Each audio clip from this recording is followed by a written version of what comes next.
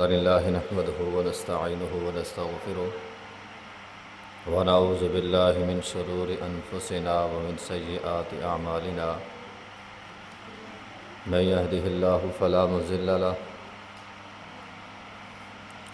ومن يضلله فلا هادي له أشهد أن لا إله إلا الله وحده لا شريك له وأشهد أن محمدًا عبده ورسوله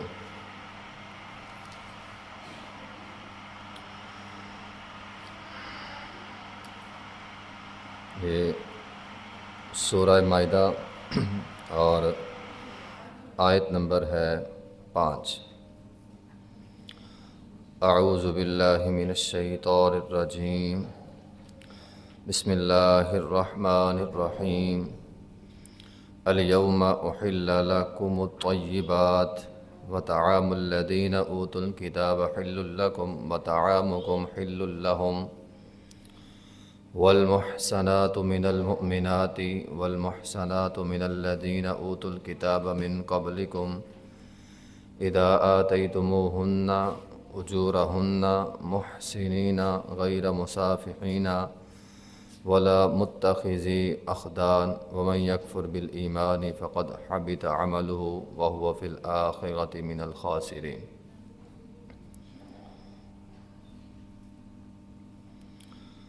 الیوم آج، احل لکم الطیبات، طیبات تم پر حلال کر دی گئی۔ آج کے دن سے مراد یہاں خاص طور پہ 9 عرفہ کا دن ہے۔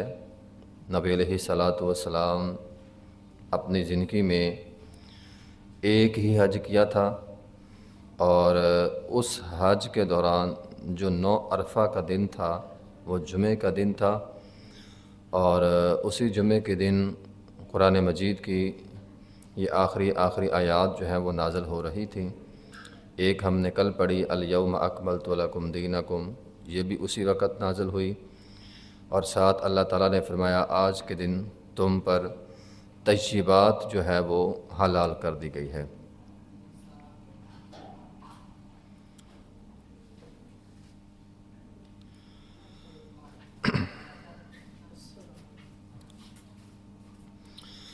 جو بھی طیب چیز ہے، حلال چیز ہے، عمدہ چیز ہے، وہ حلال ہے۔ اگر وہ جانور ہے تو حلال جانور جس کے اوپر اللہ کا نام لے کر ذبح کیا جائے وہ جانور حلال ہے، الا یہ کہ غیر اللہ کا نام نہ لیا جائے یا وہ مردار نہ ہو، جس طرح ہمارے ہاں بھی بعض اوقات مرغیوں کو مشین سے ذبح کرتے ہیں، ایسا ماحول نہ ہو تو ہر جو بہیمۃ الانعام ہے وہ حلال ہے۔ تو بہرحال وطعام الذین اوتوا الکتاب، جو سمجھنے والی بات ہے اس آیت میں وہ ہے اہل کتاب کا کھانا۔ وطعام اور کھانا اہل کتاب کا، اہل کتاب سے مراد یہودی اور عیسائی۔ یہودیوں عیسائیوں کا کھانا کیا ہمارے لیے حلال ہے؟ تو جی ہاں، حلال ہے۔ البتہ اگر یہ یقین ہو کہ انہوں نے اپنا کھانا حلال بنایا ہوا ہے، اگر وہ کوئی چیز حرام کھاتے ہیں تو وہ نہیں کھا سکتے۔ البتہ کوئی حلال چیز کسی یہودی نے یا کسی عیسائی نے تیار کی ہوئی ہے، حلال کھانا تیار کیا ہوا ہے، تو یہودیوں عیسائیوں کا کھانا کھانا وہ حلال ہے۔ ہاں البتہ اہل کتاب، ہمارے ہاں بھی یہودی تو نہیں ہوتے، عیسائی ہوتے ہیں، یہ ہمارے قرب و جوار میں رہنے والے عیسائی ہوتے ہیں، تو ہم اگر وہ ہماری دعوت کریں یا کھانا کھلائیں اور ہمیں یقین ہو کہ یہ حلال چیزیں ہیں تو ان کا وہ کھانا کھایا جا سکتا ہے۔ البتہ نبی علیہ الصلاۃ والسلام نے ان کے برتنوں کے متعلق فرمایا تھا کہ ان کے برتن عام حالات میں استعمال نہ کرو، لیکن اگر ضرورت پڑ جائے استعمال کرنے کی تو فرمایا دھو کر استعمال کرنا ہے، عام حالات میں نہیں، لیکن اگر مجبوری بن جائے تو پھر دھو کر استعمال کرنا ہے۔ وجہ یہ بیان کی، فرمایا تم نہیں جانتے وہ اپنے برتنوں میں کیا کیا کھاتے ہیں، تو ہو سکتا ہے انہوں نے کوئی برتن کے اندر حرام چیز کھائی ہو اور تم پھر اسی برتن کے اندر کھانا کھانا شروع کر دو، تو اس لیے پہلی بات یہ ہے کہ ان کے برتن استعمال نہ کرو۔ لیکن اگر مجبوری بن جائے تو پھر دھو کر استعمال کرو۔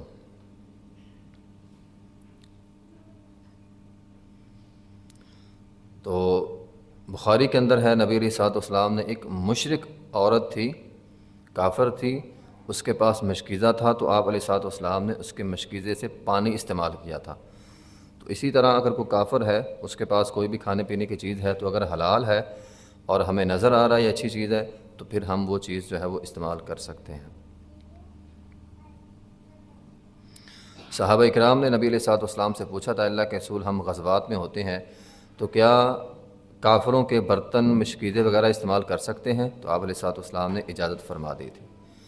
اسی طرح نبی علیہ الصلوۃ والسلام نے وہ جو یہودی عورت تھی خیبر کے موقع پہ، اس کی دعوت آپ علیہ الصلوۃ والسلام نے قبول فرمائی تھی، جس نے اس کھانے کے اندر جو ہے وہ زہر ملا دی۔ تو کھانے نے پھر بول کر کہا تھا میرے اندر زہر ہے، تو نبی علیہ الصلوۃ والسلام نے بہرحال وہ کھانا نہیں کھایا، ایک صحابی نے کھا لیا تھا اور وہ بعد میں اسی کھانے کے زہر کی وجہ سے جو ہے وہ فوت بھی ہو گیا۔ اور امی عائشہ رضی اللہ تعالیٰ عنہ فرماتی ہیں کہ جب نبی علیہ الصلوۃ والسلام کی وفات ہوئی تو آپ علیہ الصلوۃ والسلام وفات سے قبل فرما رہے تھے، اے عائشہ وہ جو کھانے کا ایک لقمہ میں نے زبان پہ رکھا تھا نا، اس زہر کا اثر اب بھی آ رہا ہے۔ تو بہرحال آپ علیہ الصلوۃ والسلام نے ایک یہودی عورت کی دعوت جو ہے وہ قبول فرمائی تھی۔ تو وطعام الذین اوتوا الکتاب حل لکم وطعامکم حل لہم، تمہارا کھانا ان کے لیے حلال ہے، بالاولیٰ مسلمانوں کا کھانا کافروں کے لیے حلال ہے۔ والمحصنات من المؤمنات والمحصنات من الذین اوتوا الکتاب والمحصنات۔ اب پہلے بات تھی یہودیوں عیسائیوں کے کھانے کی، اب بات ہے ان کے ساتھ نکاح کی۔ والمحصنات پاک باز عورتیں، خواتین، من المؤمنات جو مومنہ بھی ہوں یعنی مسلمان ہوں۔ تو پہلی بات تو یہ ہے کہ ان کو ترجیح دینی چاہیے نکاح پر۔ اگر کوئی مومنہ عورت ہے تو مومن عورت کے ساتھ، مسلمان کے ساتھ نکاح کرنا چاہیے بنسبت کافر کے۔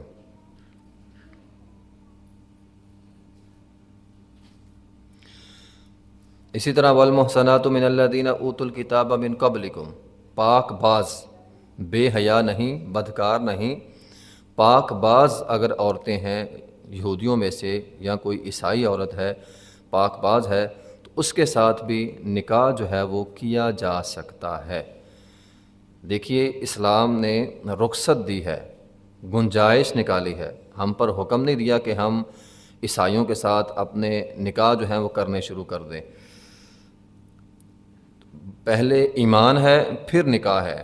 اگر بندے کا ذاتی طور پر ایمان ہی کمزور ہے، پھر وہ عیسائیوں کے ساتھ، عیسائی کسی خاتون کے ساتھ جو ہے وہ نکاح کر لیتا ہے، تو اس کا تو بیچارے کا اپنا ایمان ہی کمزور ہے، تو کل کو جو ہے اس کے بچے وہ بھی عیسائی ہوں گے، ٹھیک ہے، چونکہ اپنا ایمان کمزور ہے، اور ممکن ہے وہ بھی اس عیسائی عورت کی وجہ سے جو ہے وہ ایمان سے ہاتھ دھو بیٹھے۔ تو ایسا نہیں کرنا چاہیے۔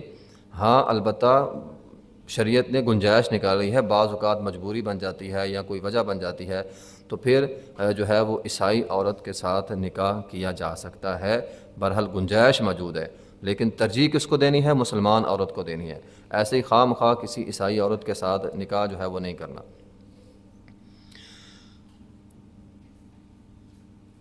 اذا آتیتموہن اجورہن، لیکن یہاں بھی شرط حق مہر کی ہے۔ آپ دیکھیں اب تک جتنا ہم نے پڑھا ہے، جہاں بھی نکاح کی بات آئی ہے ساتھ حق مہر کی بات آئی ہے، اس لیے میں کہہ رہا ہوں کہ حق مہر پہ اسلام نے زور دیا ہے۔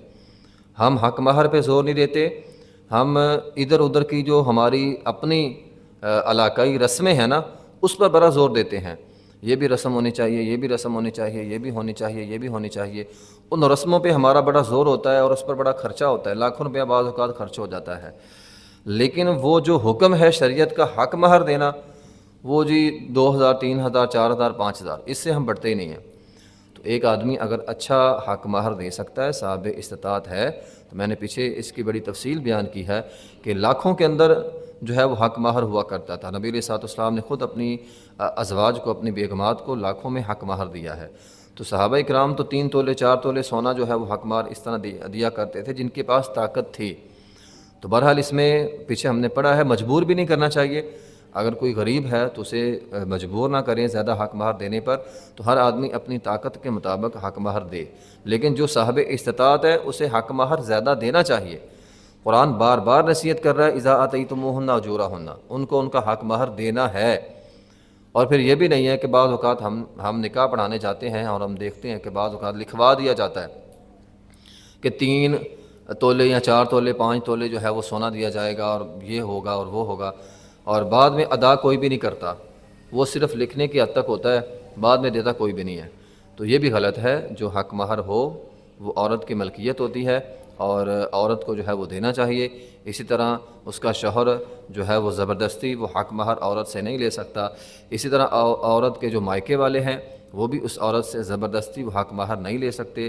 ہاں البتہ عورت اپنی مرضی سے اگر چاہے اپنے شوہر کو دے دے یا اپنے ماں باپ کو دے دے یا جس کو چاہے وہ دے سکتی ہے، وہ حق مہر اس عورت کی ملکیت ہوتا ہے۔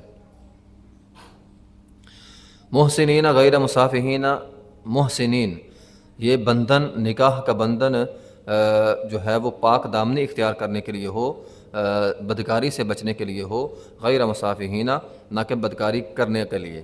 تو بعض اوقات لوگ نکاح کو کھیل تماشا بنا لیتے ہیں، آج نکاح کر لیا پھر طلاق دے دی، پھر کسی اور سے نکاح کر لیا پھر طلاق دے دی، پھر کسی اور سے نکاح کر لیا پھر طلاق دے دی۔ تو یہ جو ہے نا وہ معاملہ وہ نہیں ہونا چاہیے۔ ولا متخذی اخدان، اور نہ ہی عاشیانہ بنانا، چھپی یاری دوستیاں لگانا۔ تو یاری دوستی لگانا مقصد نہ ہو نکاح مقصد ذمہ داری ہے۔ ومن یکفر بالایمان فقد حبط عملہ، بعض لوگوں کا نکاح بھی ہوتا ہے، ایک نکاح کیا ہوتا ہے تو دوسرا نکاح ایسے یاری دوستی کے لیے وہ کر لیتے ہیں، تو یہ غلط طریقہ ہے۔ یاری دوستی کے لیے نکاح تماشا نہیں ہے، کھیل نہیں ہے، نکاح ایک ذمہ داری ہے، بندے کے اوپر ایک ذمہ داری آتی ہے، تو ذمہ داری کی غرض سے نکاح کرنا چاہیے، نہ کہ کھیل تماشے کے لیے یا یاری دوستی لگانے کے لیے نکاح جو ہے وہ بندہ کرے۔ نبی علیہ الصلوۃ والسلام کے زمانے میں ایک صحابی تھے، ان کا نام تھا غالباً مرثد رضی اللہ تعالیٰ عنہ۔ تو دور جاہلیت میں چونکہ بدکاری عام تھی، تو وہ مکہ کے اندر قیدی چھڑانے گئے تھے، تو انہیں ان کی سابقہ جو محبوبہ تھی وہ مل گئی اور اس نے نکاح کا کہا کہ میرے ساتھ نکاح کر لو۔ واپس آ کر انہوں نے نبی علیہ الصلوۃ والسلام سے پوچھا اللہ کے رسول کیا میں اس عورت سے نکاح کر سکتا ہوں؟ وہ کافر بھی ہے اور ہماری یاری دوستی بھی تھی اسلام سے پہلے۔ تو نبی علیہ الصلوۃ والسلام نے منع کر دیا تھا، ٹھیک ہے نا۔ تو ایسے نکاح آپ علیہ الصلوۃ والسلام نے منع کر دیے ہیں جو فقط یاری دوستی کے لیے کیے جاتے ہیں۔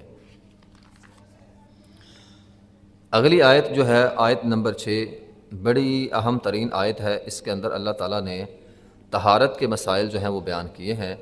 اللہ تعالیٰ فرماتے ہیں یا ایھا الذین آمنوا اذا قمتم الی الصلاۃ، جب تم نماز کے لیے اٹھو تو فاغسلوا وجوہکم وایدیکم الی المرافق، اپنے چہروں کو دھونا ہے، ہاتھوں کو دھونا ہے کہنیوں سمیت، وامسحوا برؤوسکم وارجلکم الی الکعبین، اور اپنے جو ہے وہ سر کا مسح کرنا ہے اور اپنے پاؤں کو جو ہے وہ دھونا ہے۔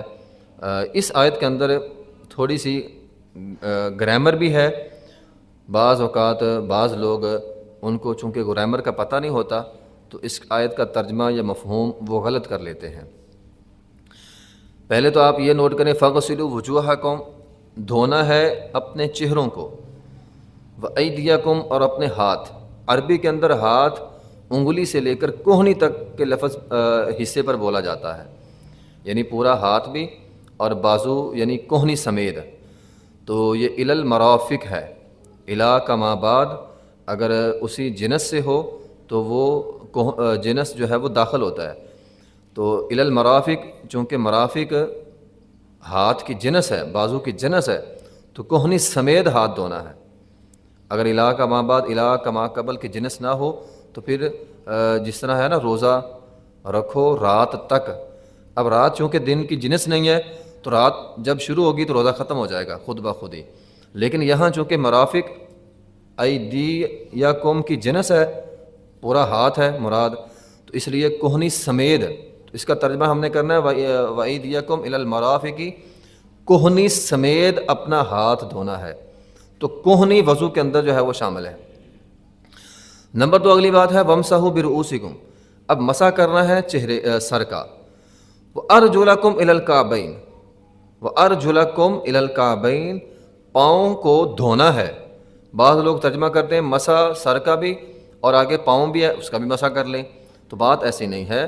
وَامْسَحُوا بِرُؤُوسِكُمْ یہ الگ جملہ ہے، وَأَرْجُلَكُمْ کا عطف جو ہے وہ پیچھے پڑتا ہے وجوہکم ایدیکم، اس لیے وَأَرْجُلَكُمْ کی لام پر جو ہے وہ زبر ہے۔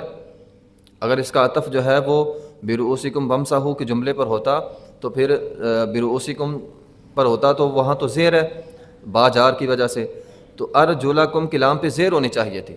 اگر اس کا ترجمہ ہم نے یہ کرنا ہوتا کہ سر کا مسح کرو اور پاؤں کا مسح کرو، چونکہ وہ ارجلکم کی لام پر زبر ہے تو اس کا عطف جو ہے وہ پیچھے پڑتا ہے ایدیکم پر، کہ وجوہکم اپنے چہروں کو دھونا ہے، اپنے ہاتھوں کو دھونا ہے اور اپنے پاؤں کو دھونا ہے۔ اور یہاں بھی الالکعبین، کعب ٹخنے کو کہتے ہیں، ابری ہوئی جگہ کو کہتے ہیں، تو کعب چونکہ ٹخنا پاؤں کے اندر شامل ہے تو اس لیے ٹخنوں سمیت جو ہے وہ پاؤں کو دھونا ہے۔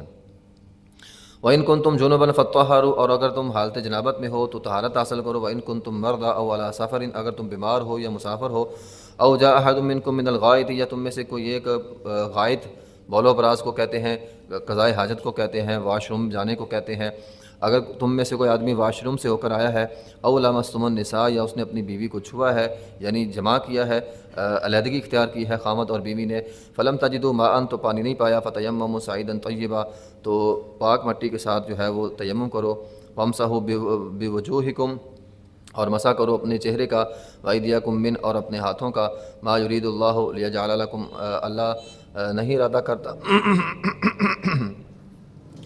تم پر کسی بھی قسم کا کوئی تنگی کا، تاکہ تو لِيَجْعَلَ عَلَيْكُمْ مِنْ حَرَجٍ تم پر کوئی اللہ تعالیٰ تنگی بنا دے، اللہ تعالیٰ یہ نہیں چاہتا، وَلَٰكِنْ يُرِيدُ لِيُطَهِّرَكُمْ اللہ تعالیٰ چاہتا ہے کہ تمہیں پاک کرے، وَلِيُتِمَّ نِعْمَتَهُ اور اپنی نعمت تم پر پوری کرے، وَلَعَلَّكُمْ تَشْكُرُونَ شاید کہ تم شکر ادا کرو۔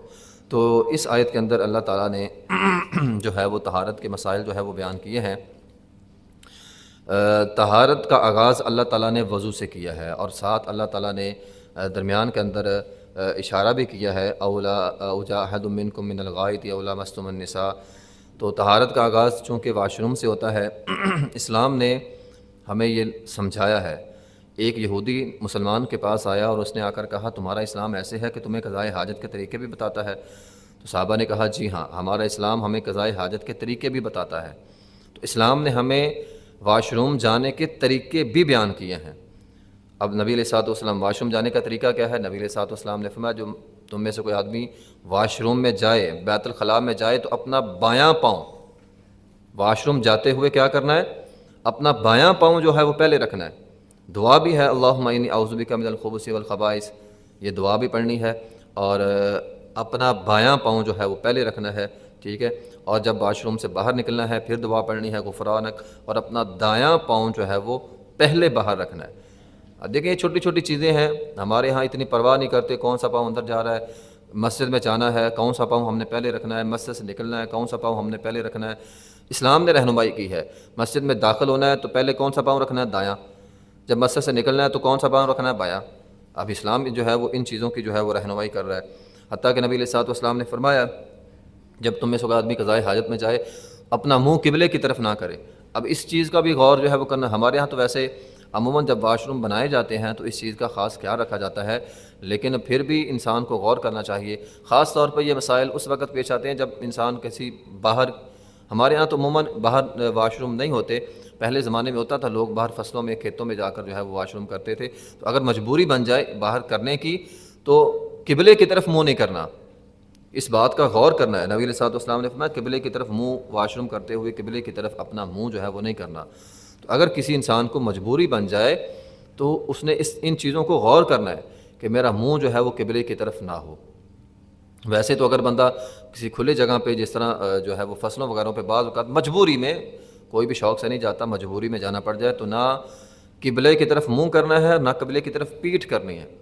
ہاں اگر چادر چار دیواری ہے جس طرح واش روم ہوتے ہیں تو پھر قبلے کی طرف اگر پیٹھ ہو جائے تو گنجائش موجود ہے، لیکن منہ پھر بھی قبلے کی طرف جو ہے وہ نہیں کرنا۔ لیکن یہ اس صورت میں ہے جب چادر چار دیواری ہو جس طرح واش روم ہوتا ہے، لیکن اگر باہر کسی جگہ پہ مجبوری بن جائے، بعض اوقات مجبوری بن جاتی ہے انسان کو حالت سفر میں یا کسی بھی وجہ سے، تو قبلے کی طرف نہ منہ کرنا ہے نہ پیٹھ کرنی۔ اب میں نے ایک حدیث پڑھی تھی، نبی علیہ الصلوۃ والسلام کے ابو داؤد کے اندر حدیث موجود ہے، آپ دیکھیں نبی علیہ الصلوۃ والسلام ہمیں طریقہ سمجھا رہے ہیں واش روم کرنے کا۔ آپ علیہ الصلوۃ والسلام نے فرمایا کہ جب کوئی آدمی واش روم جائے اپنے کپڑے کو نہ اٹھائے حتیٰ کہ زمین کے قریب ہو جائے، حتیٰ یدنو من الارض کے الفاظ ہیں، لم یرفع ثوبہ حتیٰ یدنو من الارض، اذا اراد الحاجہ، جب کوئی قضائے حاجت کرنا چاہے تو اپنے کپڑے کو نہ اٹھائے، یعنی کھڑے کھڑے اپنے کپڑے نہیں اٹھا دینے، زمین کے قریب جا کر جو ہے وہ اپنے کپڑے اٹھانے۔ اب یہ نبی علیہ الصلوۃ والسلام کی حدیث ہے، آپ علیہ الصلوۃ والسلام ہمیں قضائے حاجت کا طریقہ جو ہے وہ سمجھا رہے ہیں۔ تو اپنا کپڑا کھڑے کھڑے نہیں اٹھانا، زمین کے قریب ہو کر جو ہے وہ اپنا کپڑا جو ہے وہ اٹھانا ہے۔ تو قبلے کی طرف منہ نہ ہو، نہ اگر چادر چار دیواری ہے تو پیٹھ کی گنجائش ہے، تو ورنہ کوشش کرنی چاہیے نہ منہ ہو نہ قبلے کی جانب جو ہے وہ پیٹھ ہو۔ اس سے نبی علیہ الصلوۃ والسلام نے استنجے کرنے کا طریقہ بائیں ہاتھ سے کرنا، دائیں ہاتھ نہیں لگانا، بائیں ہاتھ سے جو ہے وہ استنجا کرنا ہے۔ صحیح مسلم کی حدیث موجود ہے، آپ علیہ الصلوۃ والسلام نے فرمایا جب تم میں سے کوئی آدمی بیت الخلاء جائے تو دائیں ہاتھ کا استعمال نہ کرے، بائیں ہاتھ کے ساتھ جو ہے وہ استنجا کرے۔ اسی طرح نبی علیہ الصلوۃ والسلام نے چند ممنوع کام بھی بتائے ہیں جو قضائے حاجت کرتے ہوئے واش روم جاتے ہوئے ہم واش روم کے اندر وہ کام نہیں کر سکتے، باتیں نہیں کر سکتے۔ میں نے دیکھا بعض لوگوں کا فون آ جاتا ہے، واش روم کے اندر ہی فون اٹھا لیتے ہیں۔ اب واش روم بھی ہے یا غسل خانے کے اندر وہ نہا بھی رہے ہیں، ساتھ فون بھی ہے، تو یہ غلط طریقہ ہے، غلط طریقہ ہے، بہت ہی زیادہ غلط طریقہ ہے، ٹھیک ہے۔ تو نبی علیہ الصلوۃ والسلام نے منع کیا ہے، فرمایا اللہ تعالیٰ ناراض ہوتا ہے۔ ایک حدیث ہے الصحاح کے اندر موجود ہے کہ نبی علیہ الصلوۃ والسلام نے فرمایا جو آدمی واش روم میں بیٹھ کر باتیں کرتا ہے، اب باتیں کرنے فون بھی ہو سکتا ہے، ویسے باتیں بھی ہو سکتی ہیں، ہاں بحالت مجبوری تو آدمی بول سکتا ہے، پانی نہیں آ رہا تو بندہ دروازہ لاک کر کے کہہ سکتا ہے پانی نہیں آ رہا موٹر چلا دو، یہ چیزیں بحالت مجبوری میں ہیں۔ لیکن عام فون آ گیا تو واش روم کے اندر ہی اس نے فون بھی اٹھایا ہوا ہے اور فون باتیں بھی کر رہا ہے، تو نبی علیہ الصلوۃ والسلام نے فرمایا اللہ تعالیٰ ایسے بندے پر ناراض ہوتے ہیں، ٹھیک ہے۔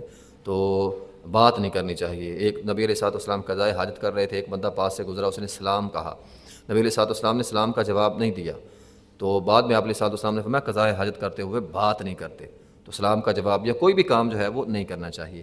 اسی طرح چند ممنوع مقامات بھی ہیں جہاں پہ واش روم بندے کو نہیں کرنا چاہیے، خواہ بڑا ہو خواہ بچہ ہو۔ اگر کسی نے اپنے بچے کو بھی واش روم کروانا ہے تو ان چیزوں سے، ان مقامات پہ اپنے بچے کو بھی واش روم جو ہے وہ نہیں کروانا۔ مثال کے طور پر آپ علیہ الصلوۃ والسلام نے فرمایا سایہ دار درخت، ٹھیک ہے نا، تو اگر بچہ چھوٹا ہے، آپ سفر میں ہے، واش روم سے آ گیا ہے، آپ نے واش روم کروانا ہے، تو گھنا درخت، سایہ دار درخت جہاں پہ آ کر لوگ عموماً بیٹھتے ہیں تو وہاں پہ اپنے بچوں کا واش روم نہیں کروا دینا، ٹھیک ہے۔ تو سایہ دار درخت پہ واش روم بڑا ہو چھوٹا ہو وہاں پہ واش روم جو ہے وہ نہیں کرنا چاہیے۔ اسی طرح نبی علیہ الصلوۃ والسلام نے فرمایا لوگوں کا راستہ، گزرگاہ، اب ایک گلی ہے، لوگ آتے جاتے ہیں، عموماً بعض اوقات دیکھا ہوتا ہے گلی کے اندر جو ہے کسی بچے نے واش روم کیا ہوتا ہے، تو یہ غلط بات ہے، ٹھیک ہے۔ نبی علیہ الصلوۃ والسلام نے آنے جانے کی جو جگہ ہیں جہاں پہ لوگوں کی گزرگاہ ہے، راستہ بنا ہوا ہے، اس کے اوپر خود یا اپنے بچے کو بٹھا کے اس کا واش روم جو ہے وہ نہیں کروانا، نبی علیہ الصلوۃ والسلام نے منع کیا ہوا ہے۔ اسی طرح قبرستان کے اندر واش روم نہیں کرنا، قبریں بنی ہیں تو وہاں پہ ان کی بے حرمتی ہوتی ہے، تو وہاں پہ نبی علیہ الصلوۃ والسلام نے واش روم کرنے سے، قضائے حاجت کرنے سے منع کیا ہے۔ اس طرح غسل خانے کے اندر بھی دیکھیے ہمارے ہاں اٹیچ باتھ روم ہوتے ہیں تو غسل خانے کی جگہ الگ ہے، ٹھیک ہے۔ تو غسل جہاں غسل کیا جاتا ہے، جہاں نہایا جاتا ہے، جہاں نہانے کی ٹوٹی لگی ہے، وہاں پہ واش روم نہیں کرنا، وہاں پہ پیشاب نہیں کرنا، یہ منع ہے، ٹھیک ہے۔ تو جو الگ جگہ بنی ہوئی ہے جہاں پہ سیٹ رکھی ہوئی ہے وہاں پہ بیٹھ کے آپ کریں، لیکن جہاں پہ غسل کیا جاتا ہے، ابو داؤد کی حدیث ہے آپ علیہ الصلوۃ والسلام نے بڑی سختی سے جو ہے وہ منع کیا ہے کہ کوئی بھی آدمی غسل خانے کے اندر واش روم نہ کرے۔ اسی طرح کھڑے ہو کر واش روم کرنے سے بھی منع کیا ہے، البتہ اگر کسی کی مجبوری ہے، چوٹ لگی ہے، وہ بیٹھ نہیں سکتا تو پھر تو وہ کر سکتا ہے، لیکن عام حالات کے اندر کھڑے ہو کر واش روم جو ہے وہ نہیں کرنا، پیشاب نہیں کرنا، بیٹھ کر جو ہے وہ پیشاب بندے کو کرنا چاہیے۔ اب دیکھیں نا یہ ساری باتیں ہیں اور یہ ساری باتیں نبی علیہ الصلوۃ والسلام ہمیں سمجھا رہے ہیں۔ اسی وجہ سے تو یہودی نے کہا تھا کہ اسلام تمہیں جو ہے وہ واش روم کے طریقے بھی بتاتا ہے۔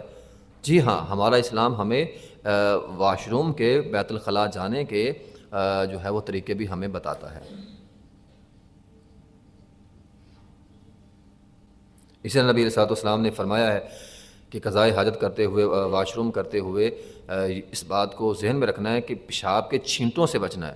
آپ علیہ الصلوۃ والسلام ایک قبر کے پاس، اب دیکھیں نا یہ چھوٹی چھوٹی باتیں، بعض اوقات انسان ہیں ہم غور نہیں کرتے، پرواہ نہیں کرتے، لیکن یہ بہت بڑا جرم بن جاتا ہے۔ آپ علیہ الصلوۃ والسلام ایک قبر کے پاس سے گزرے تھے تو اس قبر والے کو عذاب ہو رہا ہے۔ آپ علیہ الصلوۃ والسلام فرما رہے ہیں کہ اس قبر والے کو عذاب ہو رہا ہے۔ پوچھا کہ اللہ کے رسول عذاب کیوں ہو رہا ہے؟ تو فرمایا یہ پیشاب کے چھینٹوں سے نہیں بچتا تھا۔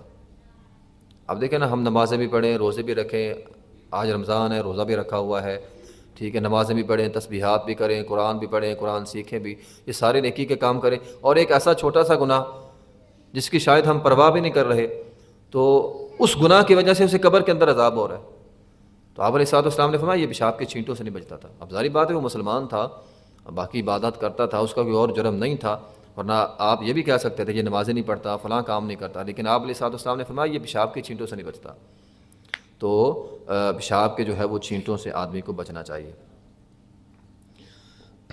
آگے ہے قضاء حاجت کے بعد اگر ہم نے نماز پڑھنی ہے تو پہلے قضاء حاجت کر لیں، یہ ضروری ہے۔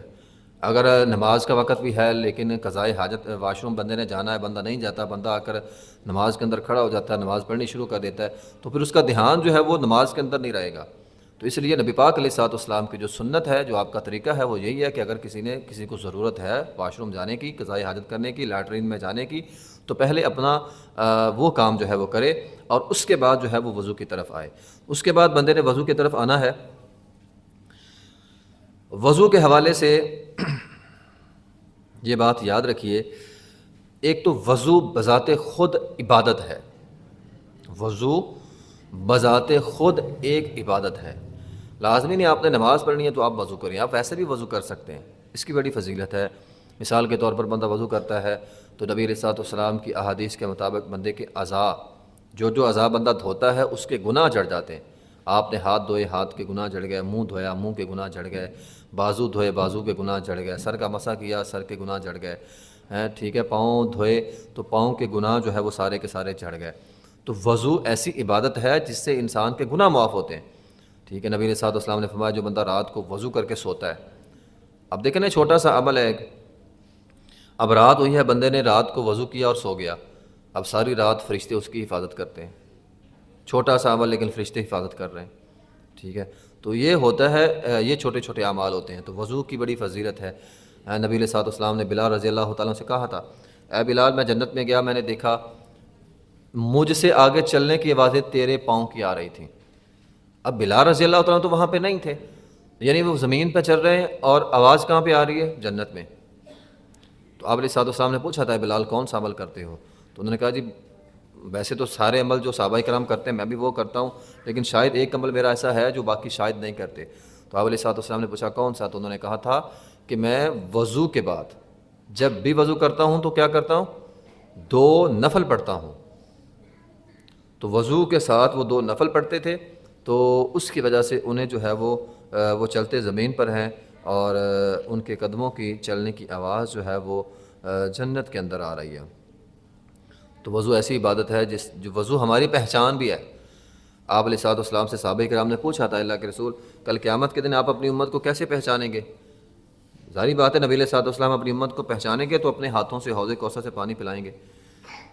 تو بلال رضی اللہ تعالیٰ صحابہ کرام نے پوچھا اللہ کے رسول آپ اپنی امت کو کیسے پہچانیں گے؟ تو نبی علیہ الصلوۃ والسلام نے فرمایا تھا میری امت کے نشانی ہوگی۔ تو نشانی کون سی ہوگی؟ تو آپ علیہ الصلوۃ والسلام نے فرمایا تھا میری امت کے وضو والے اعضاء چمکیں گے، یعنی جو وضو کرتا ہے، ہاتھ پاؤں اچھی طرح دھوتا ہے، تو جہاں جہاں وضو کا پانی ہوگا وہ اعضاء جو ہے وہ چمکیں گے، اور اس چمک سے جو ہے وہ نبی علیہ الصلوۃ والسلام اپنی امت کو پہچان لیں گے۔ تو اس لیے میں کہہ رہا ہوں وضو بذات خود جو ہے وہ عبادت ہے۔ نماز کے لیے شرط ہے، اس کے بغیر نماز نہیں ہوتی۔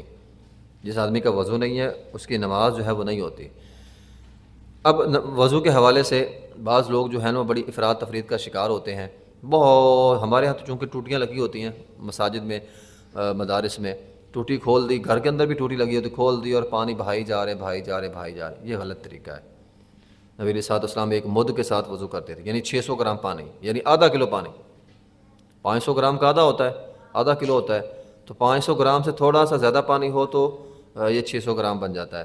تو 600 گرام پانی سے محمد رسول اللہ صلی اللہ علیہ وسلم جو ہے وہ وضو فرما لیتے تھے۔ تو ہمارا وضو بھی اتنے پانی سے ہونا چاہیے، کوشش کرنی چاہیے کم سے کم پانی استعمال ہو، پانی کا ضیاع جو ہے وہ دوران وضو نہیں کرنا چاہیے۔ بعض لوگوں کو خواہ مخواہ وسوسہ لگا رہتا ہے، ٹھیک ہے، وہ آدھا آدھا گھنٹہ وضو کرتے رہتے ہیں بیٹھے، پانی کی ٹوٹی چل رہی ہے اور وہ لگے ہوئے ہیں وضو کرنے، تو یہ غلط طریقہ ہے، ایسا نہیں کرنا چاہیے۔ تو بہرحال اذا قمتم الی الصلاۃ فاغسلوا وجوہکم، جب تم نماز کے لیے کھڑے ہو جاؤ تو وضو کرو۔ تو نبی علیہ الصلوۃ والسلام نے وضو کا جو ہے وہ طریقہ بتایا ہے۔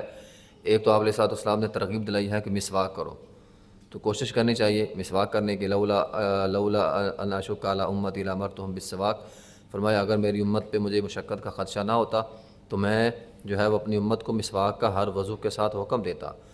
تو چونکہ ایک مشقت ہے تو ہر نماز یا ہر وضو کے ساتھ مسواک کا حکم تو نہیں ہے، لازمی حکم تو نہیں ہے، لیکن ترغیب دلائی دی گئی ہے کہ کوشش کریں مسواک کرنے کی۔ اس کے بعد دل سے نیت، ظاہری بات ہے الفاظ کوئی نہیں ہوتے، آپ نے وضو کرنا ہے، بس دل میں خیال ہو کہ میں نے وضو کرنا ہے۔ اس کے بعد بسم اللہ پڑھنی ہے۔ یہ ہمارے ہاں یہ بھی کمی ہو جاتی ہے، بعض اوقات ہم وضو تو کرتے ہیں لیکن بسم اللہ نہیں پڑھتے، تو وضو سے پہلے بسم اللہ پڑھنی، پوری بسم اللہ پڑھنے کی ضرورت نہیں ہے، صرف بسم اللہ اتنا کافی ہے۔ وضو کرتے وقت ہر اعضاء کو دائیں طرف سے، جو اعضاء ہمارے دوہرے ہیں یعنی ہاتھ ہیں، پاؤں ہیں، تو ان کو دائیں طرف سے جو ہے وہ شروع کرنا ہے۔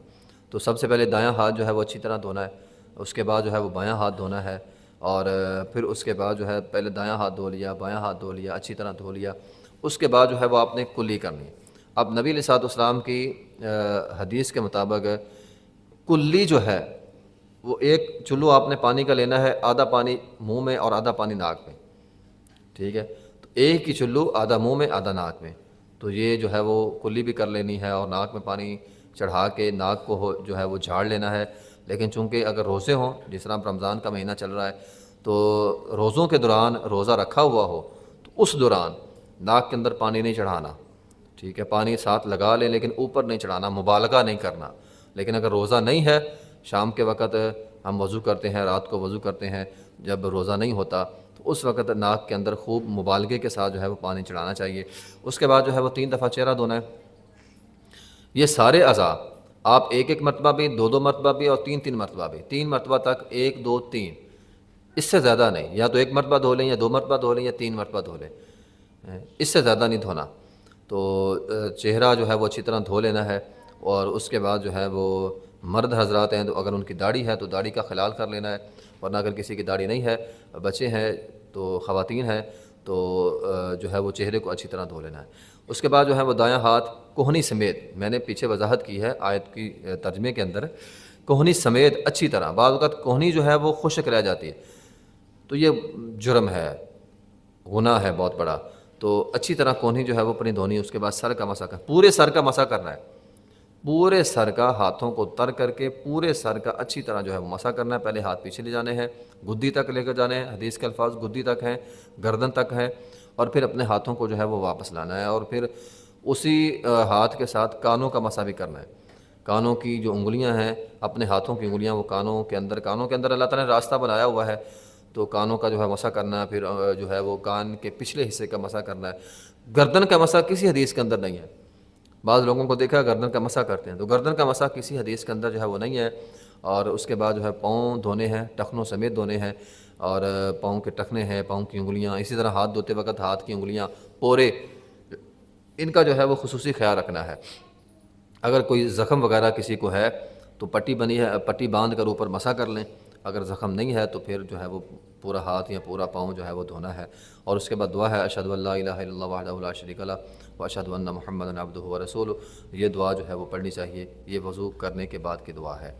تو فاغسلوا، دھوئیں، وجوہکم، اپنا چہرہ، وایدیکم، اور اپنے ہاتھ، الی المرافق، کوہنیوں سمیت، وامسحوا برؤوسکم، اور اپنے سر کا جو ہے وہ مسح کرنا ہے، اور ارجلکم الی الکعبین، اور کعبین تک ٹخنوں سمیت اپنے پاؤں کو اچھی طرح دھونا ہے۔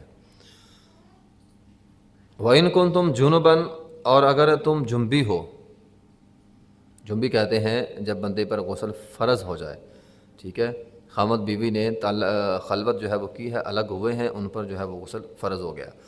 فَطَّهَّرُوا، جب تم جنبی ہو تو پھر غسل وضو کافی نہیں ہے، پھر کیا کرنا ہے، ساتھ غسل کرنا ہے۔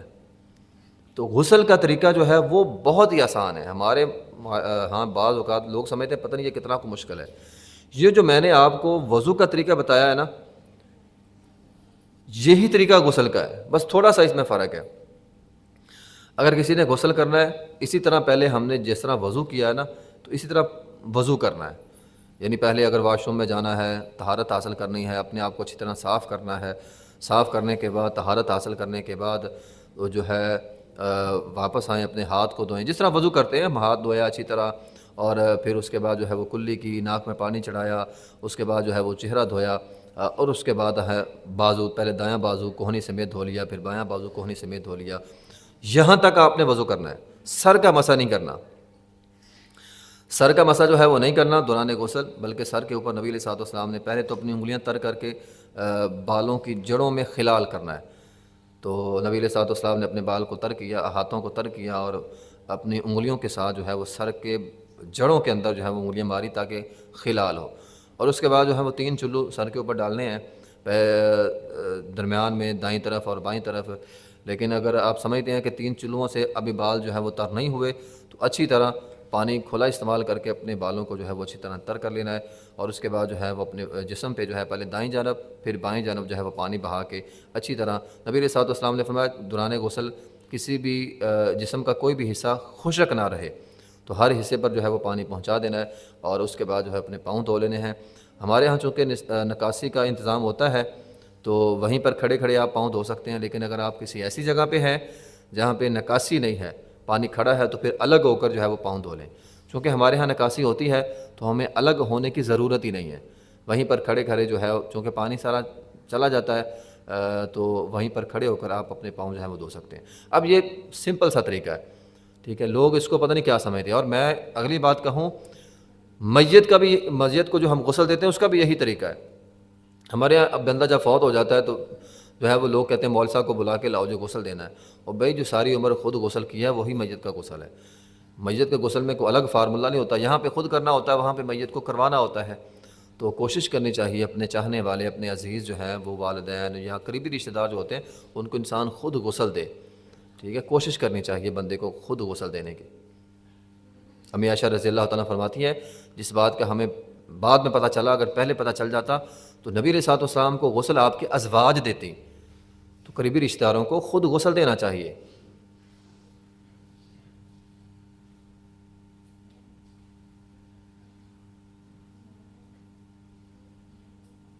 ہم ایک جگہ جو ہے وہ میت کو غسل دینے گئے تو ہم نے خود نہیں دیا، ہم نے ان کے ورثاء کو کہا کہ آپ غسل دیں، ہم نے ان کو ترغیب دلائی، انہوں نے غسل دیا، اور بعد میں کہا قاری صاحب ہمارے دل کو تسلی ہوگی کہ ہم نے اپنی میت کو اپنے ہاتھوں سے غسل دیا اور اچھی طرح دیا ہے، تو دل کی تسلی بھی ہو جاتی ہے آدمی کو۔ میت کو بھی خود غسل دینا چاہیے۔ تو یہی غسل جو ہم نے کیا ہے، جس طرح ہمارا طریقہ ہے اسی طرح بس بزدر غسل کروانا ہوتا ہے۔ تو وَإِن كُنتُمْ جُنُبًا فَطَهَّرُوا، اور اگر کوئی جس پر غسل فرض ہو جائے تو وہ طہارت کرے، یعنی طہارت سے مراد یہاں غسل کرنا ہے، اکیلا وضو کرنا کافی نہیں ہوگا، غسل کرنا ہوگا۔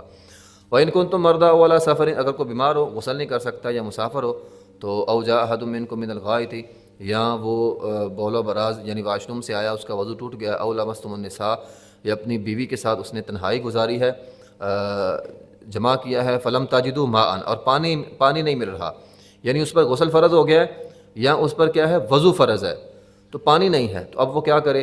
وہ تیمم کا طریقہ میں نے آپ کو بتایا، فَتَيَمَّمُوا صَعِيدًا طَيِّبًا، پاک مٹی لینی ہے، چونا وغیرہ یا ایسی مٹی جو پاک نظر نہیں آ رہی، گندی مٹی ہے وہ نہیں لینی، پاک مٹی، صاف مٹی لینی ہے۔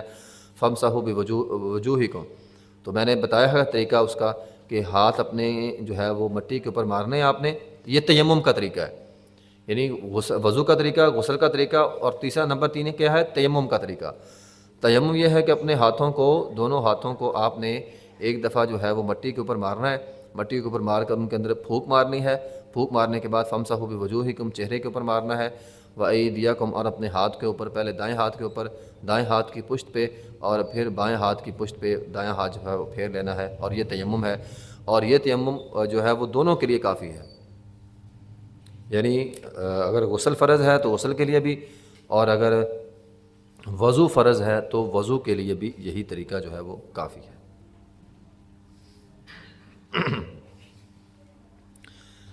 آخر میں ایک چیز کی اور وضاحت کروں گا کہ اگر بندے نے غسل کیا ہے تو یا وضو کیا ہے غسل کیا ہے تو اسی غسل میں جو وضو کیا ہے وہی وضو نماز کے لیے کافی ہوگا، ٹھیک ہے، الا یہ کہ بندے کی شرمگاہ کو بندے کا ہاتھ نہ لگے، اگر لگ جائے تو پھر وضو ٹوٹ جاتا ہے، غسل سلامت رہتا ہے، تو ورنہ اسی آپ غسل کے ساتھ اپنی نماز جو ہے وہ پڑھ سکتے ہیں۔ اسی طرح وضو کے حوالے سے آخری بات یہ ہے کہ وضو کیا ہے یا تیمم کیا ہے۔ بعض لوگ خواہ مخواہ جو ہے وہ محض شک کی بنا پر اپنے وضو کو توڑ لیتے ہیں۔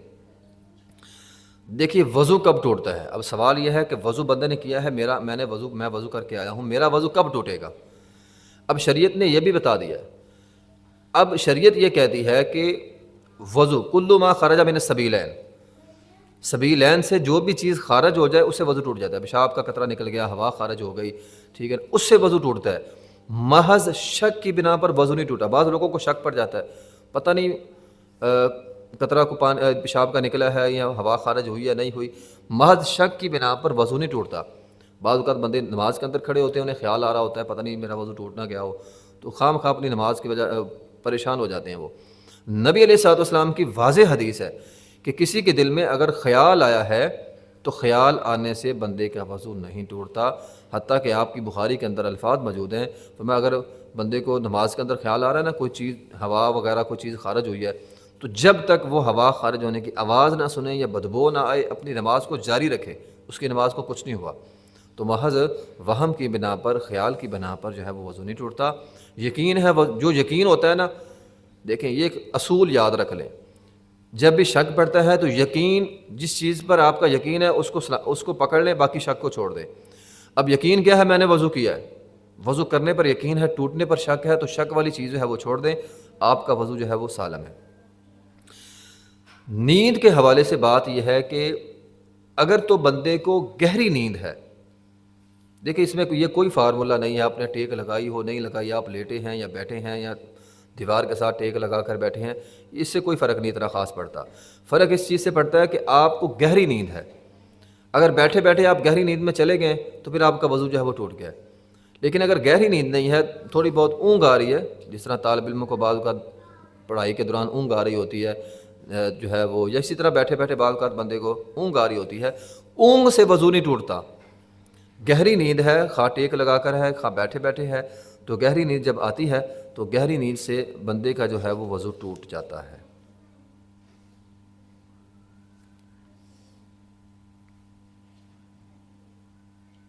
اسی طرح بعض اوقات خواہ مائیں ہوتی ہیں اپنے بچوں کو جو ہے وہ، چھوٹے چھوٹے بچے ہوتے ہیں، اگر وہ پیشاب کر دیں انہیں دھوتی ہیں، انہیں صاف کرتی ہیں، تو ان چیزوں سے ماں کا وضو نہیں ٹوٹتا، ماں کا وضو جو ہے وہ قائم رہتا ہے۔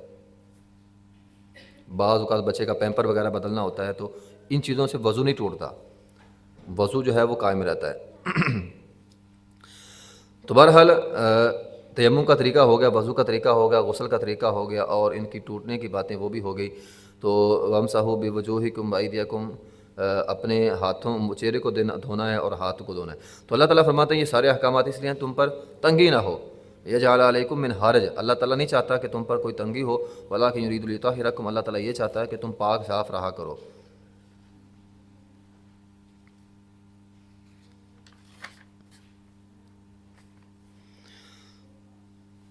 وَاذْكُرُوا نِعْمَتَ اللَّهِ عَلَيْكُمْ وَمِيثَاقَهُ الَّذِي وَاثَقَكُم بِهِ إِذْ قُلْتُمْ سَمِعْنَا وَأَطَعْنَا وَاتَّقُوا اللَّهَ إِنَّ اللَّهَ عَلِيمٌ بِذَاتِ الصُّدُورِ۔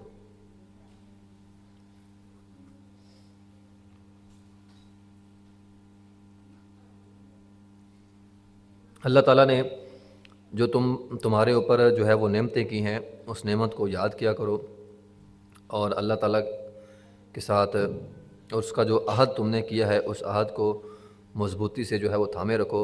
اذ قلتم سمعنا واطعنا، جب تم نے کہا تھا ہم نے بات سننی اور اطاعت کرنی ہے۔ تو ہر مسلمان کا اپنے رب کے ساتھ یہ وعدہ ہے کہ ہم نے اللہ کی بات سننی ہے اور اطاعت کرنی ہے۔ تو اللہ کی بات سننی، قرآن سننا اور اس کی اطاعت کرنا یہ ہم سب پر لازم ہے۔ یہاں پہ اس آیت کے اندر خاص طور پہ ایک معاہدے کی طرف جو ہے وہ اشارہ ہے۔ ویسے تو آدمی کسی کے ساتھ بھی اگر کوئی معاہدہ کرتا ہے، کوئی وعدہ کرتا ہے، تو وعدے کی پاسداری مسلمان ہونے کے ناطے ہم سب پر فرض ہے۔ آپ مثال دے رہا ہوں، کسی کے ساتھ کوئی بھی وعدہ کر لیتے ہیں، کسی بھی معاملے میں کیا ہوا وعدہ اس کو پورا کرنا چاہیے۔ نبی علیہ الصلوۃ والسلام نے فرمایا تم میرے ہاتھ پر بیعت کرو۔ جو بھی مسلمان ہونے کے لیے آتا تھا بعض اوقات آپ علیہ الصلوۃ والسلام اسے فرماتے تھے میرے ہاتھ پر بیعت کرو۔ کس چیز پر بیعت کرنی ہے؟ آپ علیہ الصلوۃ والسلام نے فرمایا اللہ کے ساتھ کسی کو شریک نہیں ٹھہرانا، شرک نہیں کرنا، چوری نہیں کرنی، زنا نہیں کرنا، اپنی اولاد کو خرچے کے ڈر سے قتل نہیں کرنا۔ ٹھیک ہے، بعض دور جاہلیت میں بچیوں کو اگر کسی کے ہاں بیٹی پیدا ہوتی تھی اس کو قتل کر دیتے تھے، تو یہ قتل نہیں کرنا۔ کسی پاک دامن عورت پہ بہتان نہیں باندھنا، نیکی کا حکم دینا، برائی سے روکنا ہے۔ ٹھیک ہے، تو جو تیرے ذمے حقوق ہیں ان کو ادا کرنا ہے۔ ٹھیک ہے، تو اس بات پہ نبی علیہ الصلوۃ والسلام جو ہے وہ بیعت لیتے تھے سب کے ساتھ۔ تو ہم بھی مسلمان ہوئے ہیں، یقین ہم نے بھی یہ عہد کیا اللہ کے ساتھ کسی کو شریک نہیں ٹھہرانا اور نبی علیہ الصلوۃ والسلام کے احکامات جو ہے وہ ماننے ہیں، تو اس وعدے کو جو ہے وہ ہمیں پورا کرنا چاہیے۔ اسی طرح ایک خاص وعدے کی طرف بھی اشارہ ہے جس کو جو نبی علیہ الصلوۃ والسلام نے کیا تھا جب آپ شیب ابی طالب میں تھے، تو اس کو بیعت عقبہ بھی کہا جاتا ہے۔ شیب ابی طالب میں جب نبی علیہ الصلوۃ والسلام تھے وہاں پہ 3 سال آپ کو مکہ والوں نے الگ رکھا، حتیٰ کہ بعض اوقات درختوں کے پتے جو ہے وہ کھانے پڑے صحابہ کرام کو، اور اسی سختی کی وجہ سے بعد میں جو ہے وہ آپ کی زوجہ حضرت خدیجہ رضی اللہ تعالی عنہا اور آپ کے چاچا ابو طالب، ان دونوں کا جو ہے وہ انتقال ہو گیا تھا۔ جب ان دونوں کا انتقال ہوا تھا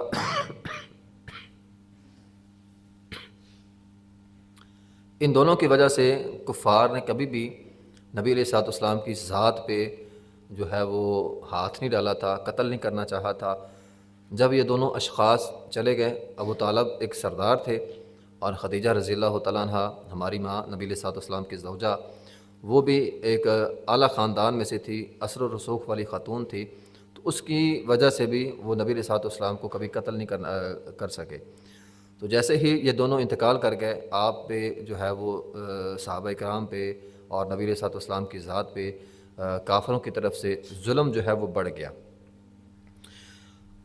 تو جب ظلم بڑھ گیا تو آپ علیہ الصلوۃ والسلام، وہ واقعہ رحیق المختوم کے اندر موجود ہے، سیرت کی کتابوں میں یہ باتیں ساری لکھی ہوئی ہیں۔ آپ پھر تنگ آ کر آپ طائف چلے گئے، لیکن طائف والوں نے بھی پتھر مارے، تو پھر جو ہے وہ نبی علیہ الصلوۃ والسلام کو جو ہے وہ بالآخر جو ہے وہ ہجرت کرنے کا حکم ہوا تھا۔ تو ہجرت کرنے سے قبل، جب آپ مدینہ کی طرف ہجرت کی، ہجرت سے قبل ہی جو مدینہ ہے اس وقت کا، یہ یثرب کہلاتا تھا۔ حج کا موسم تھا، تو یثرب کے اندر 2 قبیلے رہتے تھے، ایک اوس اور ایک خزرج۔ یہ میں آپ کو بیعت عقبہ جو ہے نا نبی علیہ الصلوۃ والسلام کا جو معاہدہ ہے، جس کا جو اشارہ ہے اس آیت کے اندر، وہ بیان کر رہا ہوں۔ تو مدینہ جو شہر تھا اس وقت کا یثرب، وہاں 2 قبیلے رہتے تھے۔ ویسے تو 3 گروہ یہودیوں کے رہتے تھے اور 2 گروہ اور رہتے تھے۔ وہ جو 2 گروہ تھے ان میں سے ایک کا نام اوس تھا اور ایک کا نام خزرج۔ اب ان کے اندر آپس کے اندر بڑی لڑائیاں ہوتی تھیں، اب اوس کے لوگ، حج کا موسم تھا اور مکہ آئے، مقصد یہ تھا کہ ہم خزرج کے خلاف مکہ والوں کی حمایت لیں گے۔ جیسے ہی ان کے سردار مکہ آئے، ان کا رابطہ نبی علیہ الصلوۃ والسلام سے ہو گیا۔ یہ 6 لوگ تھے، تو نبی علیہ الصلوۃ والسلام نے جب ان کو توحید کا پیغام دیا، اسلام کی دعوت دی، یہ سارے مسلمان ہو گئے اور انہوں نے کہا مکہ والوں سے یہ شخص ہمارے لیے بہتر ہے، امید کی کرن ہے۔ تو اس طرح یہ اوس کے لوگوں نے جو ہے وہ اسلام قبول کیا۔ پھر 11 جو ہے وہ نبوت کے 11ویں سال جو ہے وہ اوس اور خزرج کے 12 لوگ مزید آئے، تو انہوں نے آ کر نبی علیہ الصلوۃ والسلام سے جو ہے وہ معاہدہ کیا۔ اس معاہدے کا نام تھا بیعت عقبہ اولیٰ۔ اس کے بعد نبی علیہ الصلوۃ والسلام نے جو ہے وہ مصعب بن عمیر رضی اللہ تعالیٰ کو معلم بنا کر، استاد بنا کر مدینہ کے اندر بھیج دیا تھا، اور انہوں نے وہاں پہ جا کر تبلیغ جو ہے وہ کی، اور 75 لوگ جو ہے وہ یا کم و بیش جو ہے وہ مسلمان ہو گئے، ٹھیک ہے. تو ان کی دعوت سے صحابہ کرام لوگ جو ہے وہ مسلمان ہوتے گئے. پھر اس کے بعد جو ہے وہ ایک بڑا معاہدہ ہوا، عقبہ ثانی جسے کہا جاتا ہے، بڑا معاہدہ ہوا. اور اس معاہدے کے بعد نبی علیہ الصلوۃ والسلام نے جو ہے وہ لوگوں کو، صحابہ کرام کو مدینہ کی طرف ہجرت کرنے کا حکم دیا تھا. تو اس معاہدے میں آپ کے چچا عباس بھی شامل تھے. تو آپ کے چچا حضرت عباس رضی اللہ تعالیٰ عنہ نے انصار سے کہا تھا، اے انصار، اگر تم میرے بھتیجے کا ساتھ دو گے تو ٹھیک ہے، ورنہ ابھی سے جواب دے دو. ایسا نہ ہو تم یہاں سے میرے بھتیجے کو لے جاؤ اور بعد میں اس کا ساتھ نہ دو. تو انصار نے کہا تھا کہ ہم وعدہ کرتے ہیں کہ ہم آپ کا ساتھ دیں گے. اور ساتھ انہوں نے بھی یہ کہا تھا اللہ کے حبیب علیہ الصلوۃ والسلام سے کہ اللہ کے رسول کیا ہمیں بھی وعدہ کریں، ایسا نہ ہو کہ ہم آپ پر جانیں قربان کر دیں اور جب آپ کو تقویت ملے، مضبوط ہو جائیں، آپ ہمیں چھوڑ کر واپس مکہ آ جائیں. تو ہمارے ساتھ وعدہ یہ کرنا ہے کہ آپ نے کبھی مدینہ نہیں چھوڑنا. تو نبی علیہ الصلوۃ والسلام نے کہا تھا میرا تمہارے ساتھ وعدہ رہا کہ میرا جینا مرنا اب مدینہ کے اندر ہوگا، ٹھیک ہے. تو آپ علیہ الصلوۃ والسلام نے اپنا وعدہ پورا کیا اور انصار نے جو ہے وہ اپنا وعدہ پورا کیا. انہوں نے اپنی جانیں قربان کر دی نبی علیہ الصلوۃ والسلام کی ذات پہ. آپ نے مکہ اگرچہ فتح کر لیا تھا، لیکن مکہ فتح کرنے کے بعد آپ اپنے وعدے کے مطابق واپس مدینہ گئے اور مدینہ کے اندر ہی آپ علیہ الصلوۃ والسلام کی جو ہے وہ وفات ہوئی. تو بہرحال اس عقبہ ثانی کے بعد نبی علیہ الصلوۃ والسلام نے صحابہ کرام کو ہجرت کا حکم دیا. صحابہ کرام نے جو ہے وہ ہجرت شروع کر دی اور پہلے صحابہ کرام کرتے رہے اور بالآخر نبی علیہ الصلوۃ والسلام نے بھی جو ہے وہ ہجرت کی.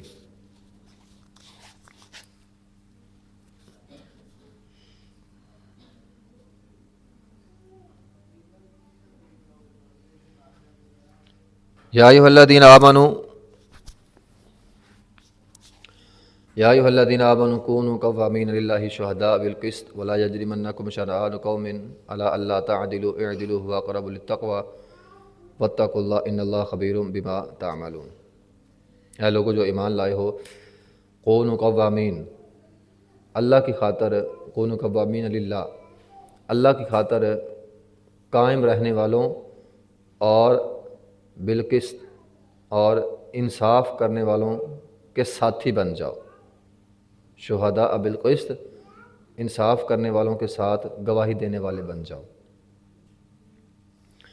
ولا یجرمنکم شنآن قوم، اور کسی قوم کی دشمنی تمہیں ہرگز اس بات پہ آمادہ نہ کرے کہ تم عدل نہ کر سکو. الا اللہ تعدلوا اعدلوا، عدل کرو، ہوا اقرب للتقوی، جو تقوی کے زیادہ قریب ہے. اچھا، اس آیت کے اندر نا بات اللہ تعالیٰ نے یہ فرمائی ہے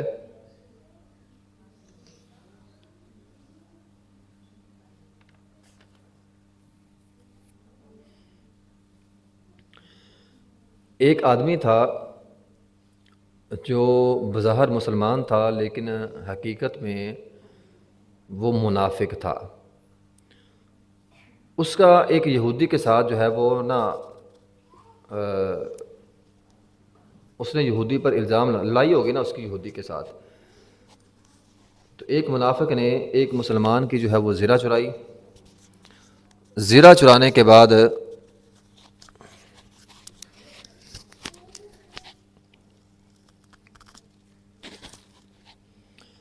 اس نے زرہ چرائی مسلمان کی اور زرہ چرا کر ایک یہودی پر الزام لگا دیا.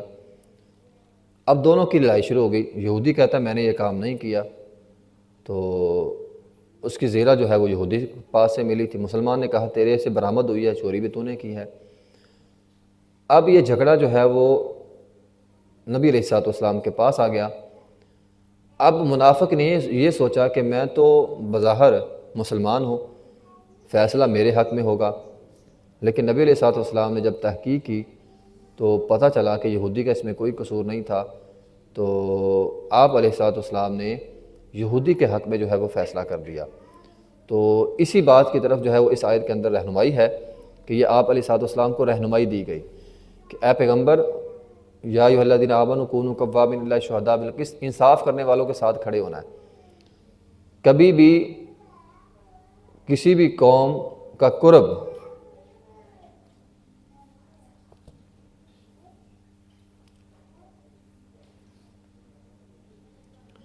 ولا یجرمنکم شنآن قوم علی اللہ تعدلوا، ٹھیک ہے؟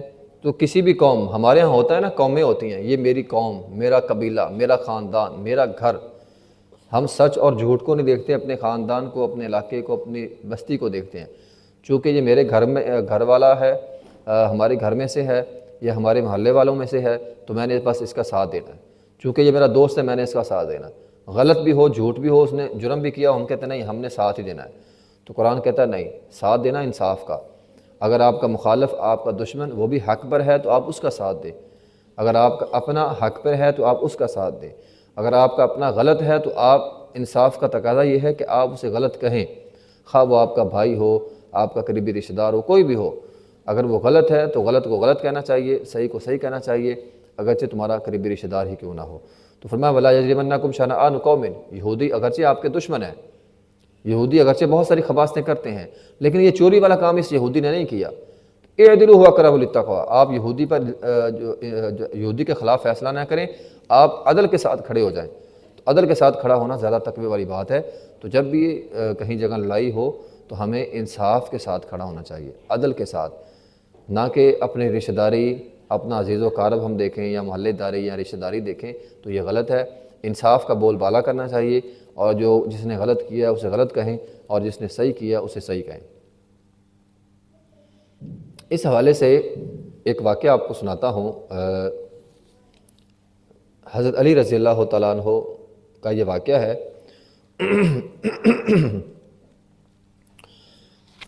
حضرت علی رضی اللہ تعالیٰ عنہ کی ایک زرہ تھی جو چوری ہو گئی، اور پھر چند دنوں کے بعد دیکھا کہ وہ زرہ بازار کے اندر بک رہی ہے۔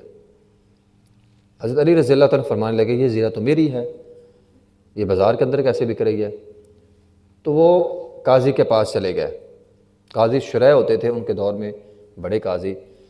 تو مقدمہ چلا گیا، اب ایک طرف حضرت علی ہے، ایک طرف وہ آدمی ہے جس کے پاس زرہ تھی۔ تو حضرت علی رضی اللہ تعالیٰ فرمانے لگے یہ زرہ میری ہے۔ اب خلیفۃ المسلمین، خلیفۃ المؤمنین، ٹھیک ہے نا، ملک کا ایک بادشاہ، وہ کہہ رہا ہے یہ چیز میری ہے۔ قاضی نے آگے سے کہا آپ کے پاس گواہ ہے؟ تو حضرت علی رضی فرمانے لگے میرا بیٹا گواہ ہے۔ تو قاضی نے کہا آپ کے بیٹے کی گواہی نہیں لی جائے گی، کیونکہ بیٹے کی گواہی باپ کے حق میں نہیں ہوتی، کوئی اور گواہ ہے؟ کہا نہیں ہے۔ تو قاضی نے وہ زرہ اسی کے پاس رہنے دی اور حضرت علی رضی اللہ عنہ کو نہ دی، چونکہ آپ کے پاس گواہی نہیں ہے۔ اور بعد میں قاضی نے کہا میں جانتا ہوں امیر المؤمنین یہ زرہ آپ کی ہے، آپ جھوٹ نہیں بول رہے، لیکن آپ کے پاس گواہ نہیں ہے۔ تو بات کرنے کا مقصد یہ ہے کہ ہماری تاریخ اسلامیہ ایسے واقعات سے بھری پڑی ہے کہ ہمارے اسلاف نے جو ہے وہ انصاف کا ساتھ دیا، حق کا ساتھ دیا۔ تو اصول یہ تھا کہ گواہ ہوتے تو زرہ مل جانی تھی، چونکہ گواہ نہیں تھے تو زرہ حضرت علی رضی اللہ عنہ کو نہیں دی گئی۔ تو انہوں نے جو اصول تھا اس کے مطابق جو ہے وہ فیصلہ کیا۔ تو آدمی کو جو ہے وہ حق اور سچ اور انصاف اور عدل کا جو ہے وہ ساتھ دینا چاہیے۔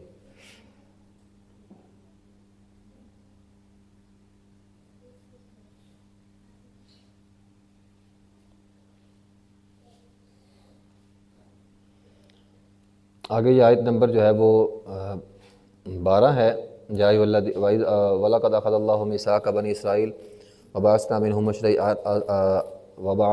اثْنَیْ عَشَرَ نَقِیبًا۔ اللہ تعالیٰ نے بنی اسرائیل سے یہ وعدہ لیا تھا کہ ویسے تو قرآن مجید کے اندر مختلف مقامات میں جو بنی اسرائیل سے وعدہ کیے گئے تھے ان میں بہت ساری چیزیں شامل تھیں، مثلا لا تعبدون الا اللہ، اللہ کی عبادت، اللہ کے علاوہ کسی اور کی عبادت نہیں کرنی، وبالوالدین احسانا، والدین کے ساتھ احسان کرنا ہے، قریبی رشتہ داروں کے ساتھ احسان کرنا ہے، یتیموں کے ساتھ، مسکینوں کے ساتھ، اور اس طرح کی بہت ساری چیزیں وعدوں کے اندر جو ہے وہ شامل تھیں۔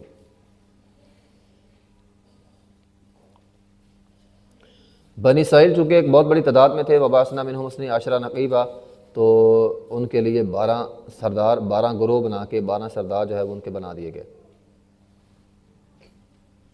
وقال اللہ انی معکم لئن اقمتم الصلاۃ وآتیتم الزکوٰۃ، اللہ نے فرمایا میں تمہارے ساتھ ہوں اگر تم نماز قائم کرو گے اور زکوٰۃ دو گے۔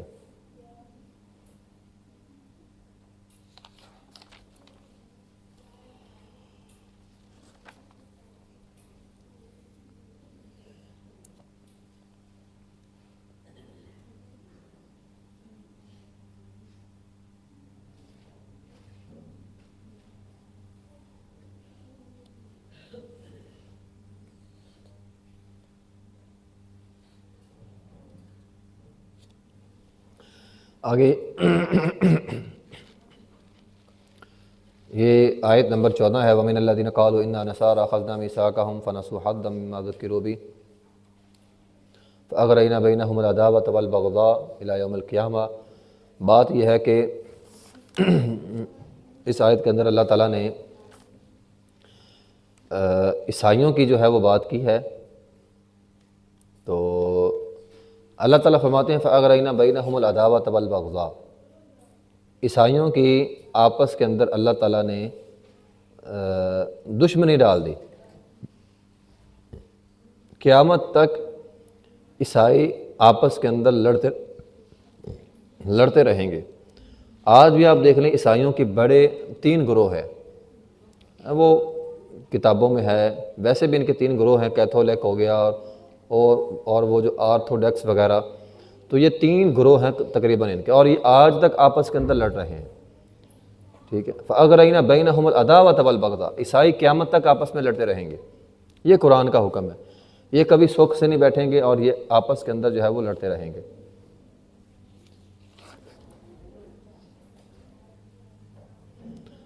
آگے ہے آیت نمبر 17 کے اندر لَقَدْ كَفَرَ الَّذِينَ قَالُوا إِنَّ اللَّهَ هُوَ الْمَسِيحُ ابْنُ مریم، ٹھیک ہے، تو کفر کیا ان لوگوں نے جنہوں نے کہا کہ بے شک اللہ تعالیٰ ہی مسیح عیسیٰ بن مریم ہے، تو انہوں نے عیسیٰ علیہ السلام کو جو ہے وہ خدا بنا لیا تھا۔ تو جنہوں نے عیسیٰ علیہ السلام کو خدا بنا لیا تو اس نے کیا کیا؟ کفر کیا۔ فَمَن يَمْلِكُ مِنَ اللَّهِ شَيْئًا إِنْ أَرَادَ أَنْ يُهْلِكَ الْمَسِيحَ ابْنَ مَرْيَمَ وَأُمَّهُ وَمَنْ فِي الْأَرْضِ جَمِيعًا۔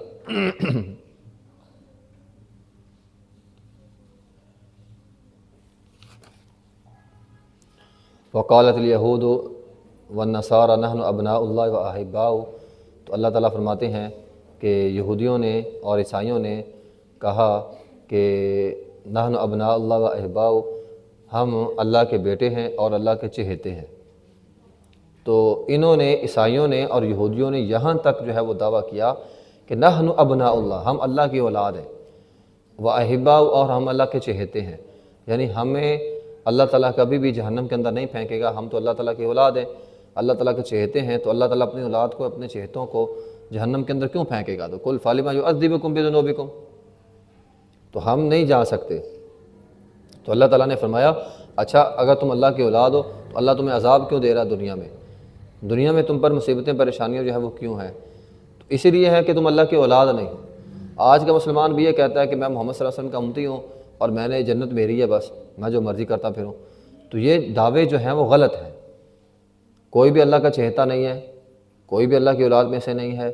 اللہ کا چہیتا وہی ہے جو اللہ کی بات مانتا ہے، جو اللہ کی بات نہیں مانتا اللہ کا وہ چہیتا نہیں ہے، اللہ کا وہ پیارا نہیں ہے۔ اللہ کا پیارا وہی ہوتا ہے جو اللہ کی بات مانتا ہے۔